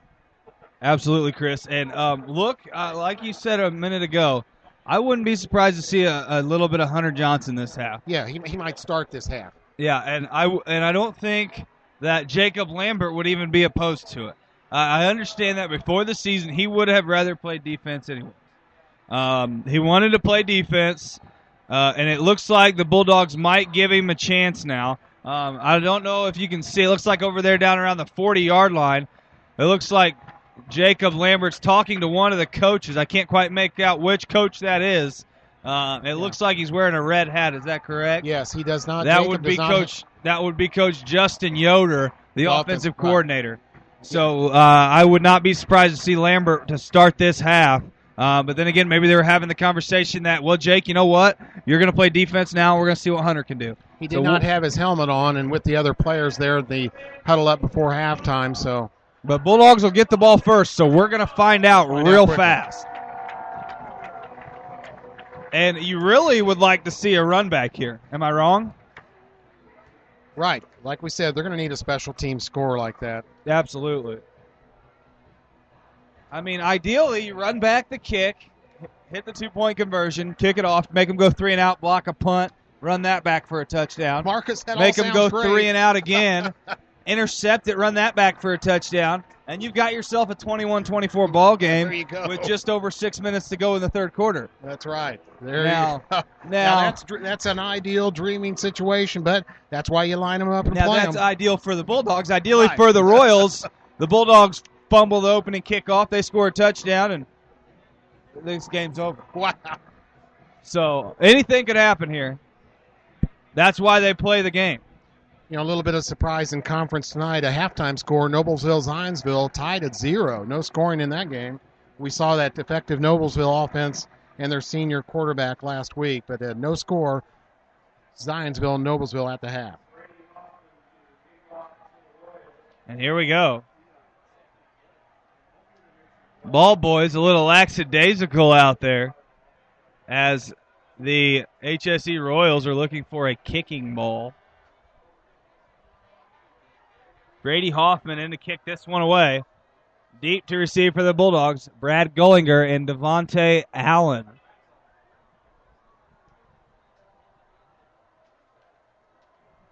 And a good return to get some good field position would be an ideal way to start the second half for Brownsburg. Sam Wells and Johnny Dotlich, the upbacks, along with number 37, Avery Holmes, and number 36, Sam Hoffa. No relation to Jimmy. It's buried in Giant Stadium. Buried in a lot of different places. An onside kick again. It's going to be offsides by the Royals. Bulldogs will get to re-kick. A nice try there by the Royals, going a little trickery. And they were going to try to put it away real quick here. But now they have to push it back 5 yards and kick it again. You know, they saw one of those short kicks almost work for them in that first half, so they're going to try it again to open the half. But that'll move the kickoff spot back to the 35. Absolutely, they will. And it looks like Dave Calabro's just showed up. So the skylights for Operation Football are here. So if those of you listening to us on xrbradio.com, go ahead and feel free to check out the highlights of this very game on Operation Football tonight. Hoffman going to have to kick another one away. Brady either wants the ball change or the officials looked at that football. They want a different football to start this second half. Well, I saw a ball boy pick it up off the ground, so what may have happened is they may have picked up a ball that hadn't been checked in by a referee. I bet that's it. Most referees will write down the number of each ball that they check in on the sideline before the game. The only reason I know this is because I used to be a ball boy myself. There we go. And they said if you throw in a wrong ball, then it's a 15-yard penalty. Oh. So it's if something. The ball boy throws if anybody on the team throws in the wrong ball, they're not supposed to have a ball that's not registered, and then they do that to avoid them being able to kick a 10-pound football, and somebody have to try to return that. But a good kick this time from Hoffman. Goalie takes it at the 4, and he's got a head of steam at the 20. Makes a move, stays on his feet, taken down at the 22. Brad Gullinger with a nice little return there. And the Bulldogs will set up 1st and 10 at their own 22-yard line. Going to be important for them to generate some kind of offense here and move the ball a little bit, keep their defense off the field. And they're going to come up with no huddle here right to the first play of the second half. And Lambert in there at quarterback under center. Base formation, one receiver to either side. Tokes in the backfield. Back there in the backfield with him is Devontae Allen and Evan Foxworthy. Here comes the pitch. Foxworthy blocking out in front. Devontae Allen going to get some room around the edge, and he gets forward for about 13, and that's going to be a Bulldogs first down. And that's the first Bulldog first down we've seen since just over 6 minutes to go in the first quarter. Wow, and that was a good play, good run. Fake the ball to Tokes. Again, we see that Hamilton Southeastern defense keen on Tokes. He just has negligible yards in this first half, but that was a good play. And if they're going to key on him, let's let him. I tell you what. Use Tokes as the old decoy. And here's Lambert under center again. That's Listman in motion, gets the pitch, looking for the edge, can't quite find it, but man, he's got some speed. Makes a move, spins twice. What a move there that is Vincent Listman. And his brother Tyrell had a little bit of speed, but Vincent showing some absolute wheels on that play. Am I wrong? He did, too. And the Hamilton Southeastern, they got some arms on him. I think he made 3 spin moves in that one run to gain 9 yards. Brownsburg offense looking a little better here to start this second half. And that was an impressive little run there by Listman. This is the first time we've seen him in the game all night. Yeah. And that's 2 plays. He blocked on the last one, and he got the handoff on that one. And here comes Allen in motion. And midline for Lambert, and he's going to get the first down and more. And another Bulldog first down. The Bulldogs are starting to move the football, something we haven't really seen in about 2 weeks, Chris. Fake to Tokes, and Lambert kept it over the right guard and made an effective gain. Brownsburg visiting crowd a little excited here to start this second half, and they're already out past the midfield marker. And back come the HSE Royals fans. You got the defense chant going over here on the sideline. Lambert has the play from the sideline. They'll break the huddle with Toll and Mallory on the right side of the formation. Lambert under center. He's going to drop back to pass. Has Allen. Allen catches it, and he's got about 6 on the play. Breaks a tackle, and finally gets down at the 40-yard line, called the 41, and that'll be about 1.5 yards shy of the first down. And the Bulldogs trying to move it a little bit more. Completed their first pass the second half. That's news right there. A completed pass, but a good throw. Nice catch by Allen. Then after the catch, made a few yards. Now, this is, if you're playing Madden, this is prime position for a play-action bomb. Second short here. Watch the Bulldogs. They've got all kinds of options in the playbook. You just don't want to get sacked here. Lisman in motion. Handoff up the middle to Tokes, and he's got room. He's at the 30 on the far side. Breaks a tackle down to the 22-yard line. Tokes, Akinrabade with a nice little run. Finally, Tokes breaks loose there, broke a tackle, and then got some extra yards. Brownsburg offense really coming out here to start this second half. Every play has been positive yardage. Absolutely, it was. Nice little run there by Tokes Akinrabade. Going to give the Bulldogs first down and 10 at the 23, and moving the ball quickly are the Dogs, and first and 10. Lambert goes under center. Same unit in there for the Bulldogs offense. Here's Allen in motion near side. Looking for the edge. Can't quite find it. He's taken down in the backfield. A nice tackle back there. I believe I'm going to give credit to number 25. That's it. That's it. Ben Hogenkamp. Ben Hogenkamp coming up, making a play from the opposite side of the field. Nice job getting to the edge and stopping Devontae Allen by Ben Hogenkamp. That'll be 2nd and 11. Without some speed there by Allen, that would have been a 3 or 4 yard loss. His little speed got him a few extra yards. Absolutely. And here's that same unit once again. The receiver to the far side is Isaiah Hightower. Near side is Jalen Hall. Dropping back to pass is Lambert. He's going to look to go up the middle, and he lost the football. I think Brownsburg got it back. They battle for it on the ground. I think the Bulldogs have it, though. And they do. Lambert lucking out there. You know, he dropped back there, but I think that was a fake pass, Marcus. He looked like he wanted to throw the ball, but he quickly tucked it to try and run, and that's when the Royal defender batted it out of his arms. Yeah, Chris, I think you're right. That very well may have been a draw play, as most of the linemen were up the field, and it might have worked if Lambert didn't lose the football, because there was nobody really in between him and the goal line once he got past the line of scrimmage. We talked about all positive yardage on plays so far in the second half for Brownsburg. Right there, 2 negative plays have really put them in a loss back to the 35-yard line. The old curse of the announcer. Yes. And back come the Bulldogs. They got a pass here on 3rd and 22. Lambert drops back, looking, away, overthrows his receiver. Not even close. And it's 4th and 22. The Bulldogs have got to punt the ball here. After really moving that ball well, they really got stopped. If you got 4th and 10, that makes sense to try to go for it at the 20-yard line. But looks like at 4th and 22, the Bulldogs are going to go for it. Ball on the 35-yard line. I don't see Don't be surprised if you see a quick kick. I think they're going to run a play here, and they are going. Base formation. Hall to the near side. Hightower far side. Lisman in motion. Dropping back is Lambert. Opposite side, and he is sacked. And Lambert is hurt, and he is down. This is not good for the Bulldogs. Give credit to number 97, Colin Miller, coming up with a huge hit. And Jacob Lambert took a lick on that play. He is up now, but boy, he did. Colin Miller just came free on that play. Didn't look like he was touched by a blocker at all, and he hammered him from behind.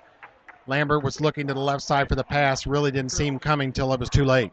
Well, I tell you what, the Bulldogs may have cursed themselves, Chris, by giving Hunter Johnson a look in the first half, because now you got everybody asking, where's the other guy? Yeah, could be. Defense back on the field for Brownsburg. Janey under center. Dropping back to pass, looking to put this one away. Has a man tipped. There is no way. Oh, my goodness. Almost caught on the outside by Cordette. Will Cordette almost coming up with a big catch. Janey's pass was tipped away, and Cordette almost making an unbelievable catch on the play. I don't see any changes in Brownsburg defensive personnel this first possession here, the second half for Hamilton Southeastern. They lead 24-0, 8:51 left, second period. Here goes Janey under center. Watch out for that read option again, as that is Hardy near him in the backfield. Bulldogs bluffing a blitz. And now they're coming with it. Here's the handoff right at the middle to Hardy, and he is not have much. Gain of about 4 on the play. 3rd down and 6 for the Royals. Brooks Byerly and a few others in there on the tackle for Brownsburg. Absolutely, the Bulldogs need a stop here if they're going to have any chance of staying in this football game. No doubt, Marcus.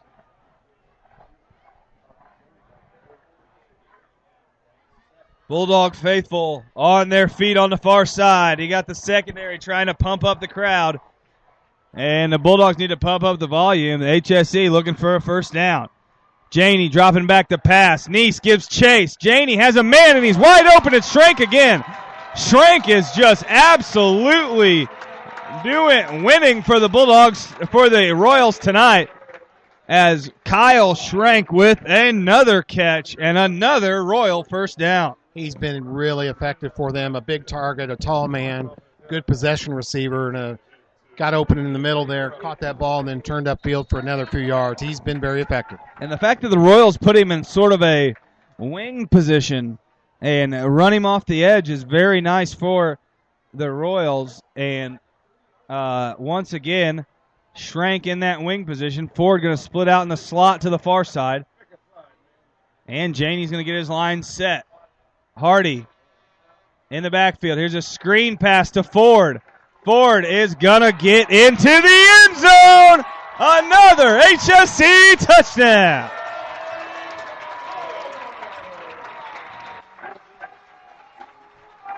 Well, a little bubble screen there, Chris, and Caleb Cooley never got a chance to catch up. He was wide open and got up a good 10, 15-yard head of steam before he even had to face the defender on that right side of the Brownsburg defense. Yeah, and HSE just picking apart the Bulldogs' defense right now. Brady Hoffman on for the extra point here, trying to make it 31-0 HSC. Snap back, hold down, hold is not down, and it's going to be, you hear the fire call, and the Bulldogs may have gotten a little bit of a spark. A good snap, but a bad hold. And that will be no good on the extra point. You're finally on your own, living in your own place, paying your bills, making your own decisions. When your decisions involve insurance and financial needs, it's nice to have a little help. State Farm Agent Pete Fay knows that being on your own shouldn't feel like being alone. Visit State Farm Agent Pete Fay at 431 East Northfield in Brownsburg. Like a good neighbor, State Farm is there. Westside Plumbing, when plumbing problems arise, do you want a plumbing company with an impressive truck or fancy jingles? Of course not. You want your problem solved quickly and at an affordable price. At Westside Plumbing, we understand you want a plumber who is honest, respectful, and knows how to fix the problem. Westside Plumbing provides fast, professional plumbing service 7 days a week. That's Westside Plumbing at 445-8399, serving Brownsburg and all of Hendricks County at 445-8399. And I tell you what, Chris, I don't need any baggage with my plumber. All I need is a toolbox. Okay, there you go. Westside could get that done for you there. That's Westside right. Plumbing. Westside Plumbing in Brownsburg.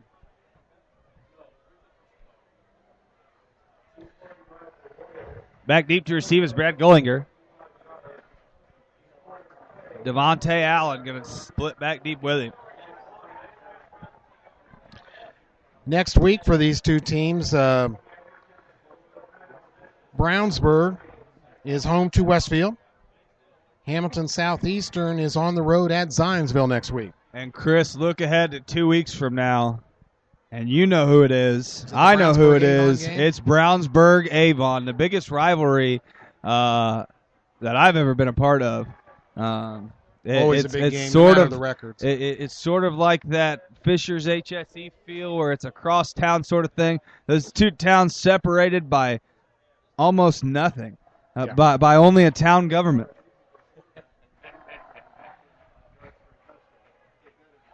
You know, in girls volleyball last night, Brownsburg did defeat Hamilton Southeastern, so a little measure of good news for the Brownsburg sports fans this week over Hamilton Southeastern. Not much good news here tonight as Southeastern leading 30-0. If I remember correctly, I believe the HSC girls soccer team got the victory over the Dogs this week. Oh, okay. You got that one, Marcus. So just a real split week in the football game, trying to take the mustard. A pooch kick covered up this time. I don't know if the Royals are trying to run up the score or if they're scared of the Bulldog return men, but either or, the Bulldogs going to have good field position. And obviously, too, they're not afraid of giving Brownsburg a short field and field position. Right. They haven't had a trouble stopping them all night. I hate to do it, but I have to question the decision on 4th and 22 going for it in that situation. With Nathan Ramsey, I punt the ball out of bounds and give yourself a chance to stop the Royals defense. Well, I think the score was a factor there, too. Brownsburg probably thought, well, we have to do something now. Here's a misdirection to Lisman, and he's going to make a couple more moves. And Lisman doing a couple of nice runs here. Vincent Lisman is a 5'7", 130-pound sophomore.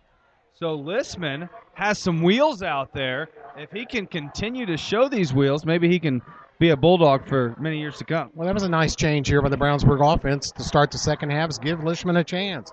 And he's been effective here. Brownsburg ready to snap the ball on 2nd and 4 here with 6:52 left, third period. Somebody it's jump. going to be, it's an equipment timeout. Lisman was never able to get his chin strap done, and the Bulldogs had to get up to the line of scrimmage and call the play. A nice sportsmanship move by the head referee there. Remind you of the officiating crew tonight. Once again, head referee tonight, Terry Adams, umpire Joe Kimbrew. We got Del Asher, Justin Hoffman, and John Foster rounding out that officiating crew. Got any scores for us across the state, Chris? I do. Third quarter, Noblesville leading Zionsville 3-0. And at halftime, the score was Center Grove 28, Carmel 14. And a hold on the Bulldogs. It's going to be on Claire in the backfield. We have an update, too, on that Center Grove Carmel game here, Marcus. Center Grove 28-14 at halftime.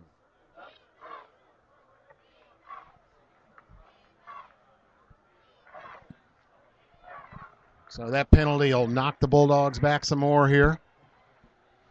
Jacob Lambert still in at quarterback. Getting the call there from his offensive coach, a new offensive coordinator for Brownsburg this year, Marcus. That's right, and that's Justin Yoder.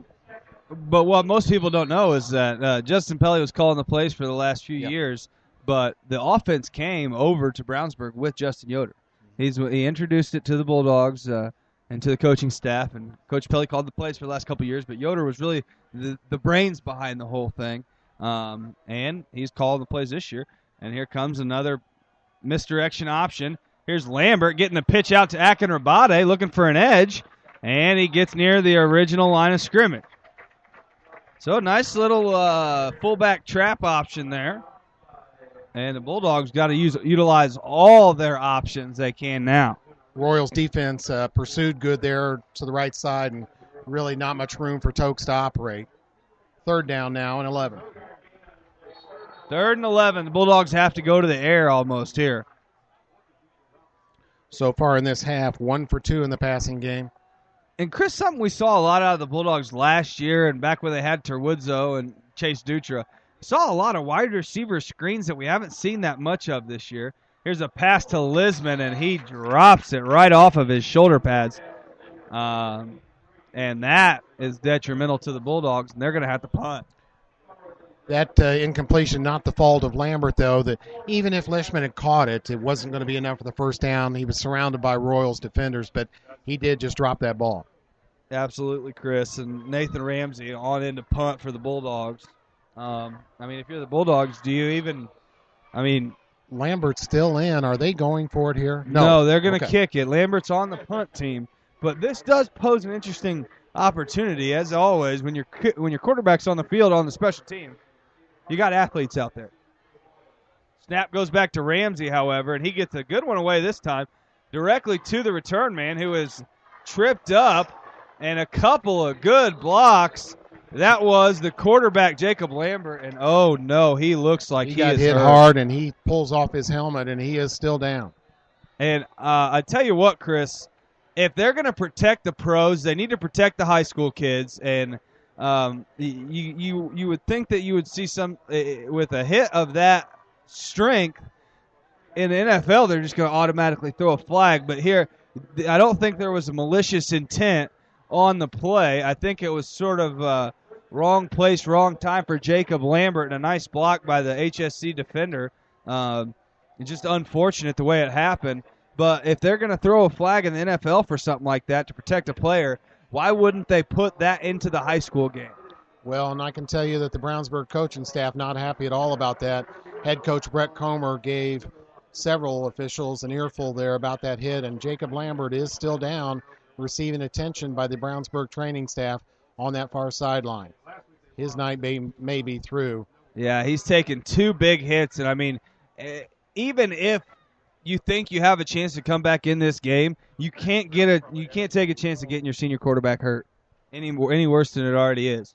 And Chris, you've got the binoculars over there. Can you see anything that they're looking at, or are they just kind of talking? It's not to around him the right head right now, and I see strength coach Brian Neese, of course, one of the big factors in Brownsburg's success here these past few years with that great strength and conditioning program, but he is still down on his back. Training staff looking over him. Coach Comer still not happy at all about that. As you said, though, Marcus, it didn't look like a malicious hit. It was just a hard hit, but it caught him in a bad area, and he is up now and walking off to the sidelines bench. Jacob Lambert hurt on that play on the punt. There was not intent on the play. I don't believe that at all. But it's the job of the officials to make sure that doesn't happen, not the job of a teenager. You know, a teenager's going out there. He's doing what he's told to do. He's playing football, and I commend him for playing his heart out. And if there's gonna be anything on there, it's on the officials. But it's not like we said a couple times. It's not an intention, and it's not an intentional thing where they're trying to knock out Jacob Lambert. No. It's just wrong place, wrong time, and we wish the best to him and his family, Jacob Lambert. I want to see a new linebacker for Brownsburg check in now. Riley Ish is going to come in. Okay, Of course, Riley his brother Ish. was a good baseball player, and Garrett Ish. Yes, Garrett played baseball and football for the Bulldogs over the past couple years. Ward number 22, Riley, I can't see his number, but I believe it's 56. And we learned before the game, Chris, that Riley Ish related to Colts third-string quarterback Chandler Harnish, who's also in the booth with us tonight. There we go. Star-studded booth here. Absolutely. The Channel 23 TV crew in here. Once along again, with our Rob Kendall. Chandler Harnish and Rob Kendall in the same booth. How about Does that? it get any better than that? Most importantly, Rob Kendall. Absolutely. Audio Sports Online. Public figure. Brownsburg Town Council, among his many other lofty achievements so far in his young life. I'm reading his new book. He's got a new book out now.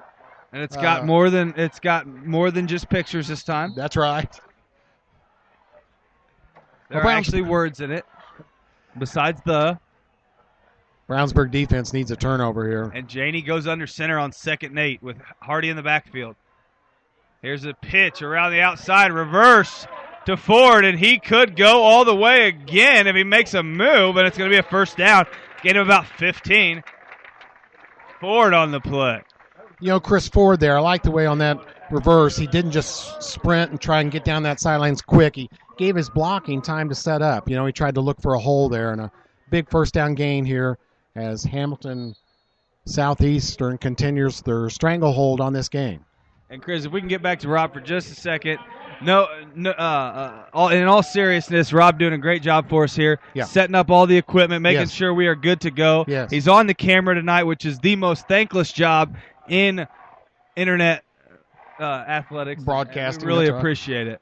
Here comes Janey under center, giving the ball off to Hardy, and he moves the pile himself as he's been doing all night. Stone Neeson on the play along with Ish. And somebody else, number 78, I couldn't catch his name.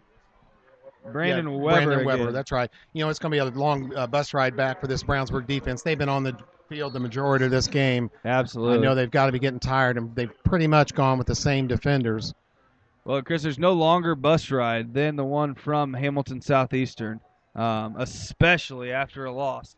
I can recall when I was in the 8th grade, the Bulldogs had the game up here against the Royals, and they had 1st and goal from the 5-yard line on the second day of the game. Wow. They got lightninged out at halftime and came back, and there's Hardy with another big gain.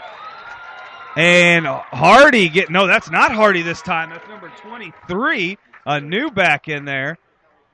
That is Aaron Mattio. Aaron Mattio, a 6-foot, 195-pound sophomore who can get up and scoot. Let me finish that real quick, Chris. Rained out at halftime, so you got to go back to Brownsburg and come back at 10 o'clock in the morning on Saturday. And Brownsburg proceeded to have 1st and goal inside of the 5-yard line. 4 runs, 0 touchdowns. Wow. Brownsburg lost in overtime. Oh, that's a tough road trip back and forth overnight there, too. Absolutely. And there goes Mattio again, and he gets forward for a gain of another couple. We can see Hamilton Southeastern running the ball now with that power game. They want this clock to tick off and doing so effectively so far. I was just thinking that, Chris. You can look over at Scott May on the sideline, and you can just see what's going through his head, and it's tick, tick, tick, tick, tick, tick, tick. Run that clock. And Janey letting the clock run down in between plays. He's not letting it get down really inside of 3, but inside of 10 every time they snap the ball. And Janey takes a snap this time with 5 seconds on the play clock. Hands off to Mattio again, and he moves the pile and keeps moving the pile. Zach Carlson on the tackle. First down, though, for the Royals. Mattio's looked tremendous. Brings a lot of power, strength with his legs there, running through the Brownsburg defenders. And he's not exactly slow either, Chris. A lot of the time you hear a power back and you think of a guy like William the Fridge Perry or maybe LaRon McClain in the NFL, but that's not really what you're going to get out of a guy like Mattio for his power. It's a quick burst and then some power right through you. Mattio, the deep back. Janey under center. I bet you Mattio gets it again. There it is. Mattio up the middle. Breaks another tackle. This kid is a very formidable replacement for Demetrius Cockrum. Listed as a sophomore, and he has shown it on this drive, done a tremendous job. There is a flag on the play. In the area of a hold, and it is. Back. Man. Mattio not thrilled about that. He says, okay, fine. You take my 10 away, I'll give you 20. Yeah. That touchdown run going to come back. No points on the board. Mattio again showing. Regardless of a hold, Mattio with a really nice run on the play. Looking tremendous. So HSE fans, be excited because this young man can definitely handle the football. I bet the JV squad is tough to beat with him back there. As those of you traveling to Brownsburg tomorrow for that HSC versus Brownsburg JV game, that'll start at 10 a.m., I do believe. 10 a.m., there you go. Or 11, sometime around there. Just be there before noon, and you should catch some football. Here's a handoff to Mattio. Same play. Is he going to do it again? He gets stood up at the 10. He keeps his feet moving, and finally gets knocked out of bounds by a host of Bulldog tacklers. Tyler Kurtz led the charge for the Brownsburg defense there, but Mattio refusing to be brought down shows a lot of strength in his running game.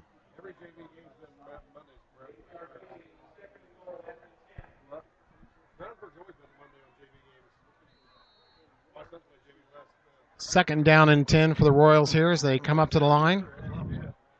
Leading 30-0, 1:33 left, third period.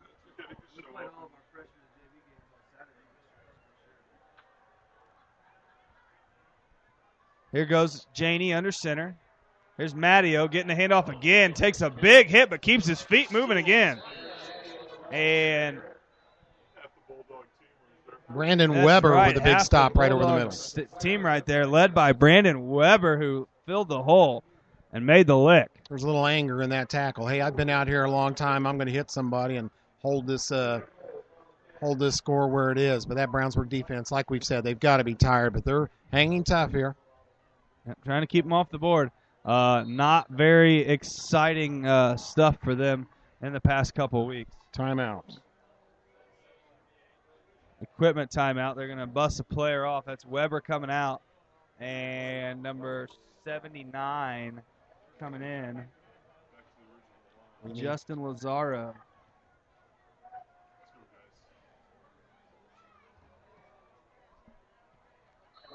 Shotgun formation. Crockham's in the backfield with Janey.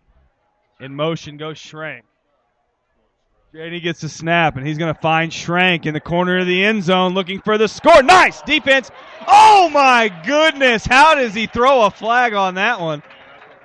That looked like good defense to me, Chris. I could be wrong, but that was Noah Devney. Yes, Devney on the defense there, and they're going to call pass interference against Brownsburg. A throw there to the end zone, and it was close either way. What'd you see there, Marcus? What I saw Devney stick his hand up and knock the ball out, but the official had a little bit. I'm not going to give him all of the credit, but he had a little bit better angle on it than I did. Okay, just slightly closer to the play, and it looks just about like pass interference on the defense.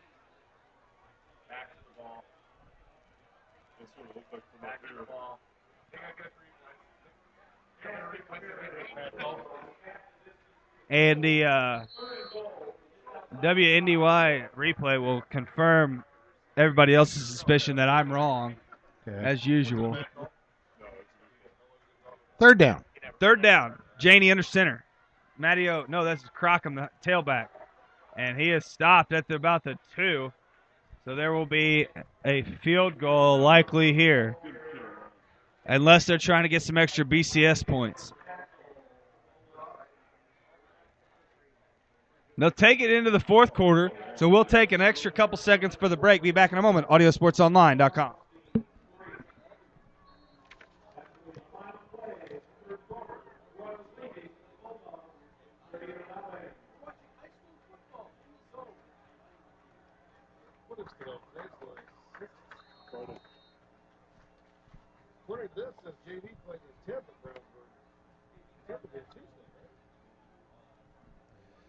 Panuni's Pizza and Wings in Brownsburg has something for everybody, and you don't even have to leave home. Call 286-3500 for free delivery to Pittsboro, Claremont, North Avon, and all of Brownsburg. Specialty pizza, calzones, breadstick, and cheese bread, all made in-house with Panuni's own hand-tossed dough, not to mention Panuni's jumbo wings. Tell them you heard it from XRB and get 10% off your order. Check out their Facebook page for specials. They are open Sunday through Thursday, 11 a.m. to 9 p.m. Friday and Saturday open until 11 p.m. Locally owned Panuni's Pizza and Wings on 1447 East Main in Brownsburg. Tune in to XRBRadio.com every Friday at 5:30 p.m. for the McDonald's Hendricks County Sports Show. Join Brian Scott for a full hour as he interviews coaches and student athletes from Brownsburg and Avon High Schools. You can also watch the taping in person at a McDonald's near you every Wednesday night. Check out the McDonald's Hendricks County Coaches Show broadcast page on xrbradio.com or audiosportsonline.com for store locations.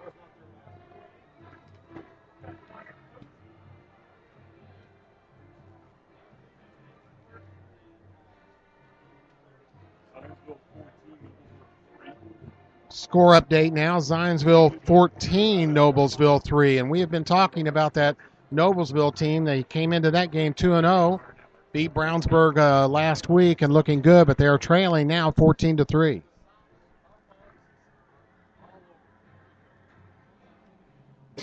Trying to update our scores here. We're getting some help from, good help from the Hamilton Southeastern folks here in the press box.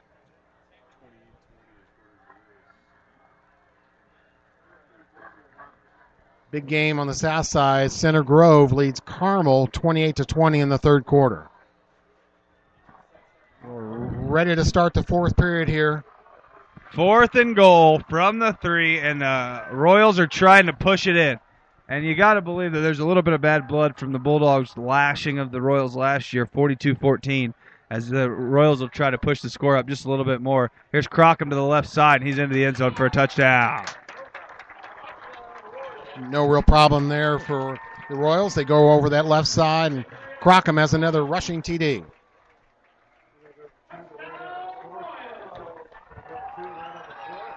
And Chris, the Bulldogs at this point, just hoping to get on the bus without any injuries.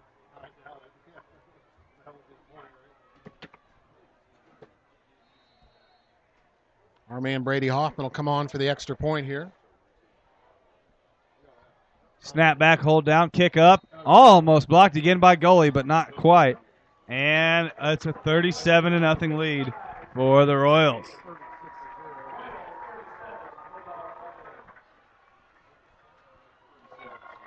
You know, at Bill Estes Ford, our number one goal is to save you time. Whether you're dealing with our service department, parts department, or new and pre-owned sales, our goal is to make sure you're satisfied and that it's an easy process. Don't forget, you can have a complete oil change for just $19.95. Check them out online at BillEstesFord.com. Bill Estes Ford, soon to have a new 450 East Northfield Drive in Brownsburg. You can call them today at 852-2231. Bill Estes Ford in Brownsburg at 852-2231.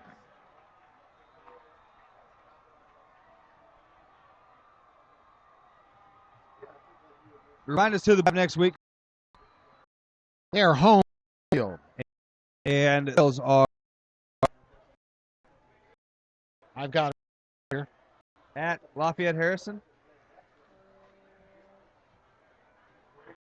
At Zionsville Zionsville. at 7 p.m. At Zionsville. At 7 o'clock. So those of you looking to catch the Royals next week, tune in to audiosportsonline.com at SE State. Hoping to catch the Dogs. Head out to new CF or them online at audiosportsonline.com at 7 o'clock. You know, the Roark Stadium is a build. I know this is going to be a tough week of practice for Brownsburg. They will work hard for Westfield. Here is another short for the Royals. Up man.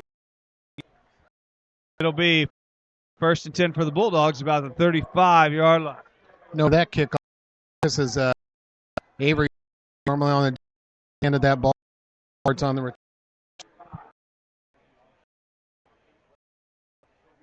Brownsburg will take at the 35. We do have Johnson. Hunter going to come in at quarterback. Is making his second appearance. Got a live update from Carmel Center Grove game. End of third. Carmel 20, Center Grove 28. And Hunter Johnson is in the game now. Back to pass and threw it over top of Hightower. So it'll be 2nd down and 10. You know, at this point, I would almost see what Hunter Johnson can do. Let's see if he can pass, you know, at least this whole possession. Well, I don't want to see Jacob Lambert back in there, and it's got nothing to do with the way he's played the game tonight. I saw him take a big hit last time he was on the field, and I don't want him to get hurt. Yeah, he is on the bench over there. Hunter Johnson in, see if he can get some movement out of this Brownsburg offense at all here tonight. And here's the handoff around the right side to Ogle, and he'll get across the line of scrimmage and gain a couple of yards for a gain of about 3.5. Call it call it 3rd down and 7. Ethan Ogle, a senior. I think that's his first run of the game, Marcus. 3rd and 7. 3rd and 6 here for Brownsburg. And 2 big men will come off the field for the Dogs, and 2 receivers will come on. That's Claire and Hall. Claire the near side, Hall to the far side. Man goes in motion. Johnson dropping back to pass. Finds Hall and has him for a 1st down. Now that's the first down completion for the Bulldogs tonight. Nice pass over the middle there. I believe so, yes. And Jalen Hall, I think that's his first reception. Oh, man, and there was a flag on the play.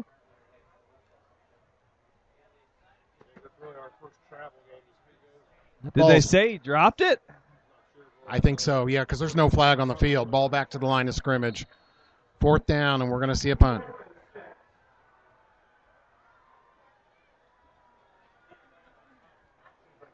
Brownsburg players called at the last minute there as they thought that pass was complete also, Marcus. So now are they going to punt? Yes. Yes, they'll punt, and Brooks Byerly will be the up back this time.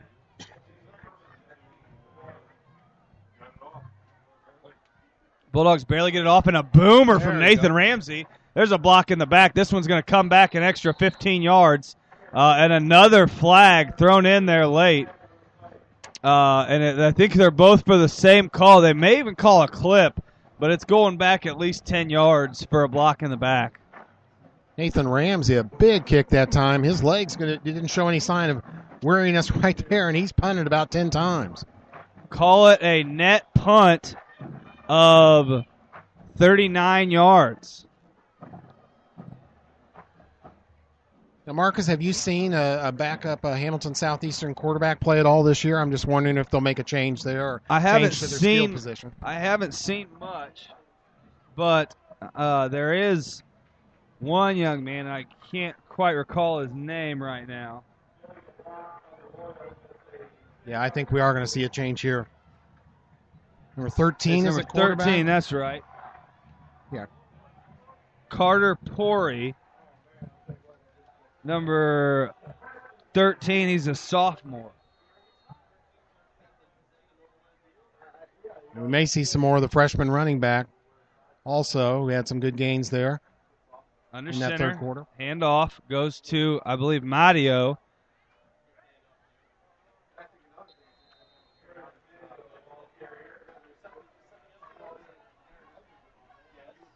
There's that freshman running back we just talked about who had a good first half. Good third quarter, I'm sorry.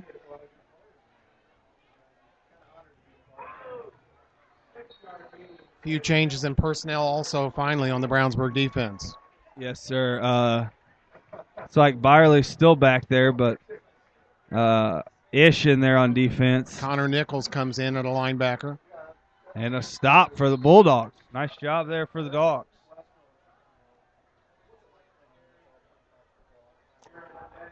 Of course, the offensive mix has changed here with this big lead in the second half. Hamilton Southeastern now 13 running plays with only 3 pass attempts here in the second half. They're content to let the running game do the job with this big lead.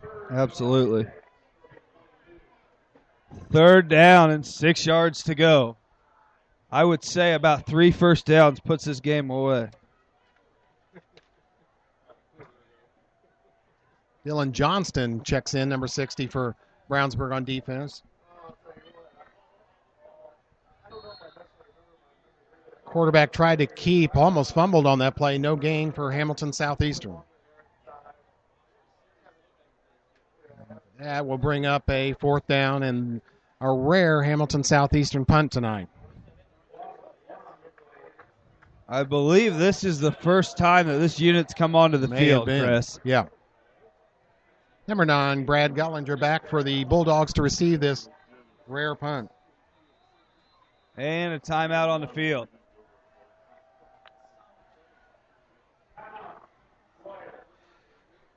Established in 1882 as Harris Bank and owned by BMO Financial Group since 1984, BMO Harris Bank has grown to become one of the largest banks in the Midwest, serving personal, commercial, and affluent customers. They are located at 610 West Northfield Drive in Brownsburg. For more information, call them at 852-2683.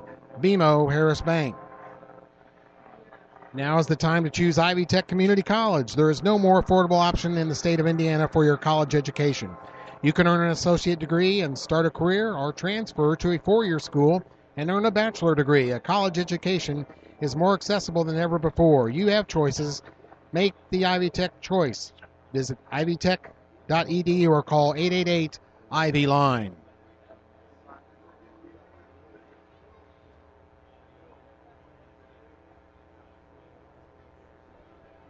Officials almost set here for this fourth down play. With 6:47 to go, Center Grove leading Carmel 35-20. I imagine there was a few people in the stands at that game. And here's the punt away, and there was about 7 illegal men downfield on that one, but a little too late for that. You know, there is a conference game tomorrow night at Lucas Oil Stadium. Fishers will take on Westfield. That's at Lucas Oil tomorrow night at 8 p.m. in Hoosier Crossroads Conference football. And Hunter Johnson coming back out onto the field for the Bulldogs. 9:02 left in this game.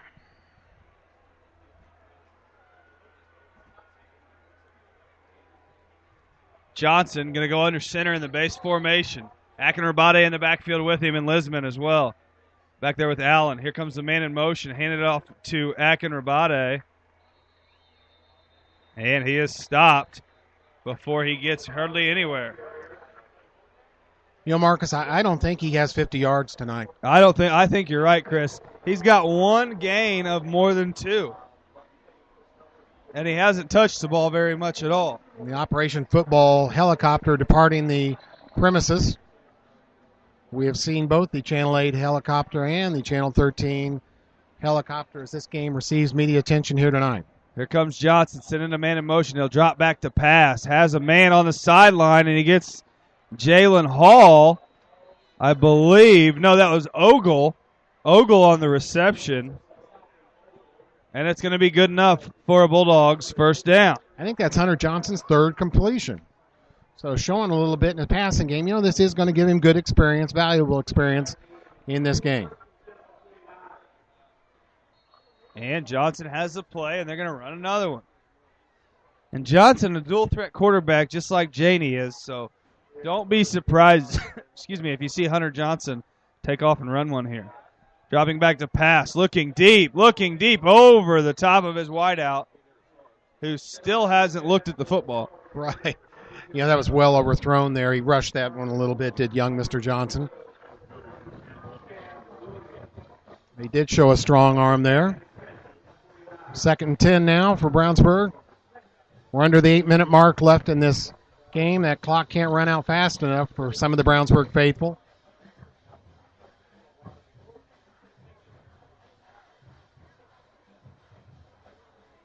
Brownsburg players still working hard on the field, a chance to show what you can do, make a few good plays here. Here's a handoff up the middle to Akinrabade. He's got a little bit of room, but it was made by himself. And Tokes getting stopped after a gain of about 3.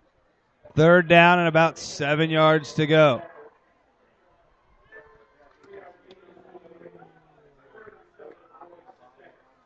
Nice tackle there by number 52, Bradlin Murphy, reading on Tokes again, and he upended him after a short gain. 3rd down. And a new fullback in the backfield. There's a man in motion and a misdirection handoff, and that's Lisman. Lisman's going to have another Bulldog first down.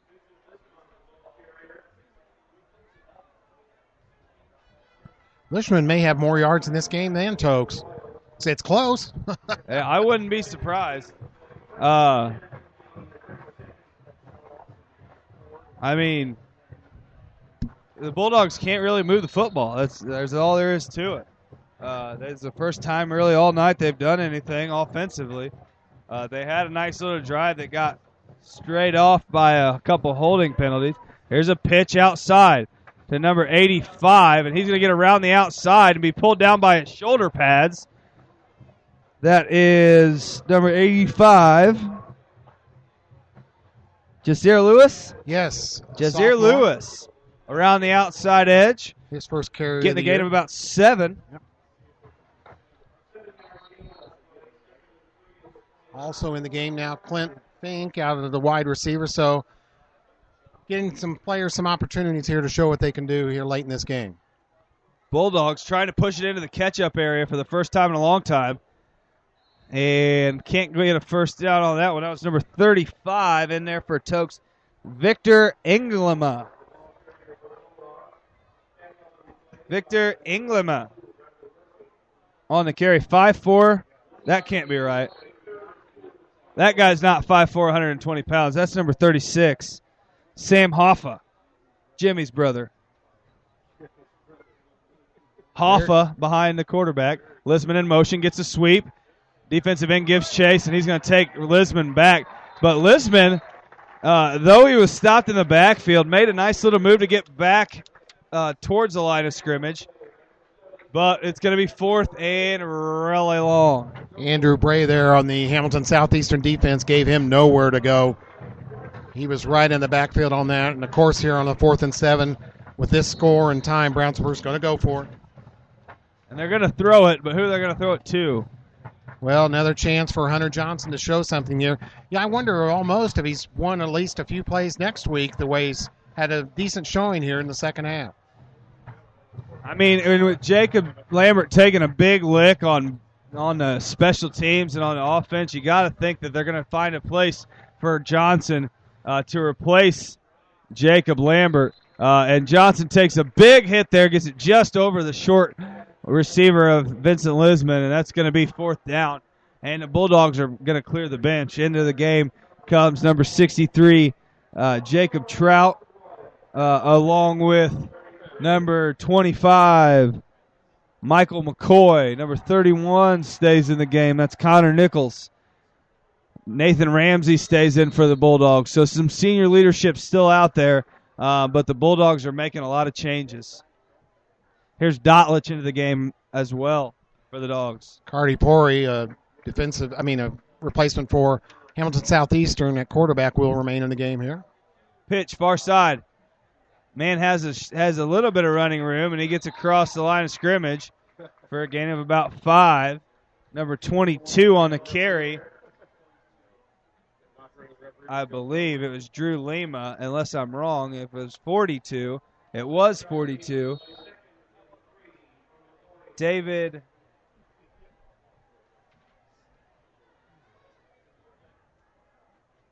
I think it's David Seitz.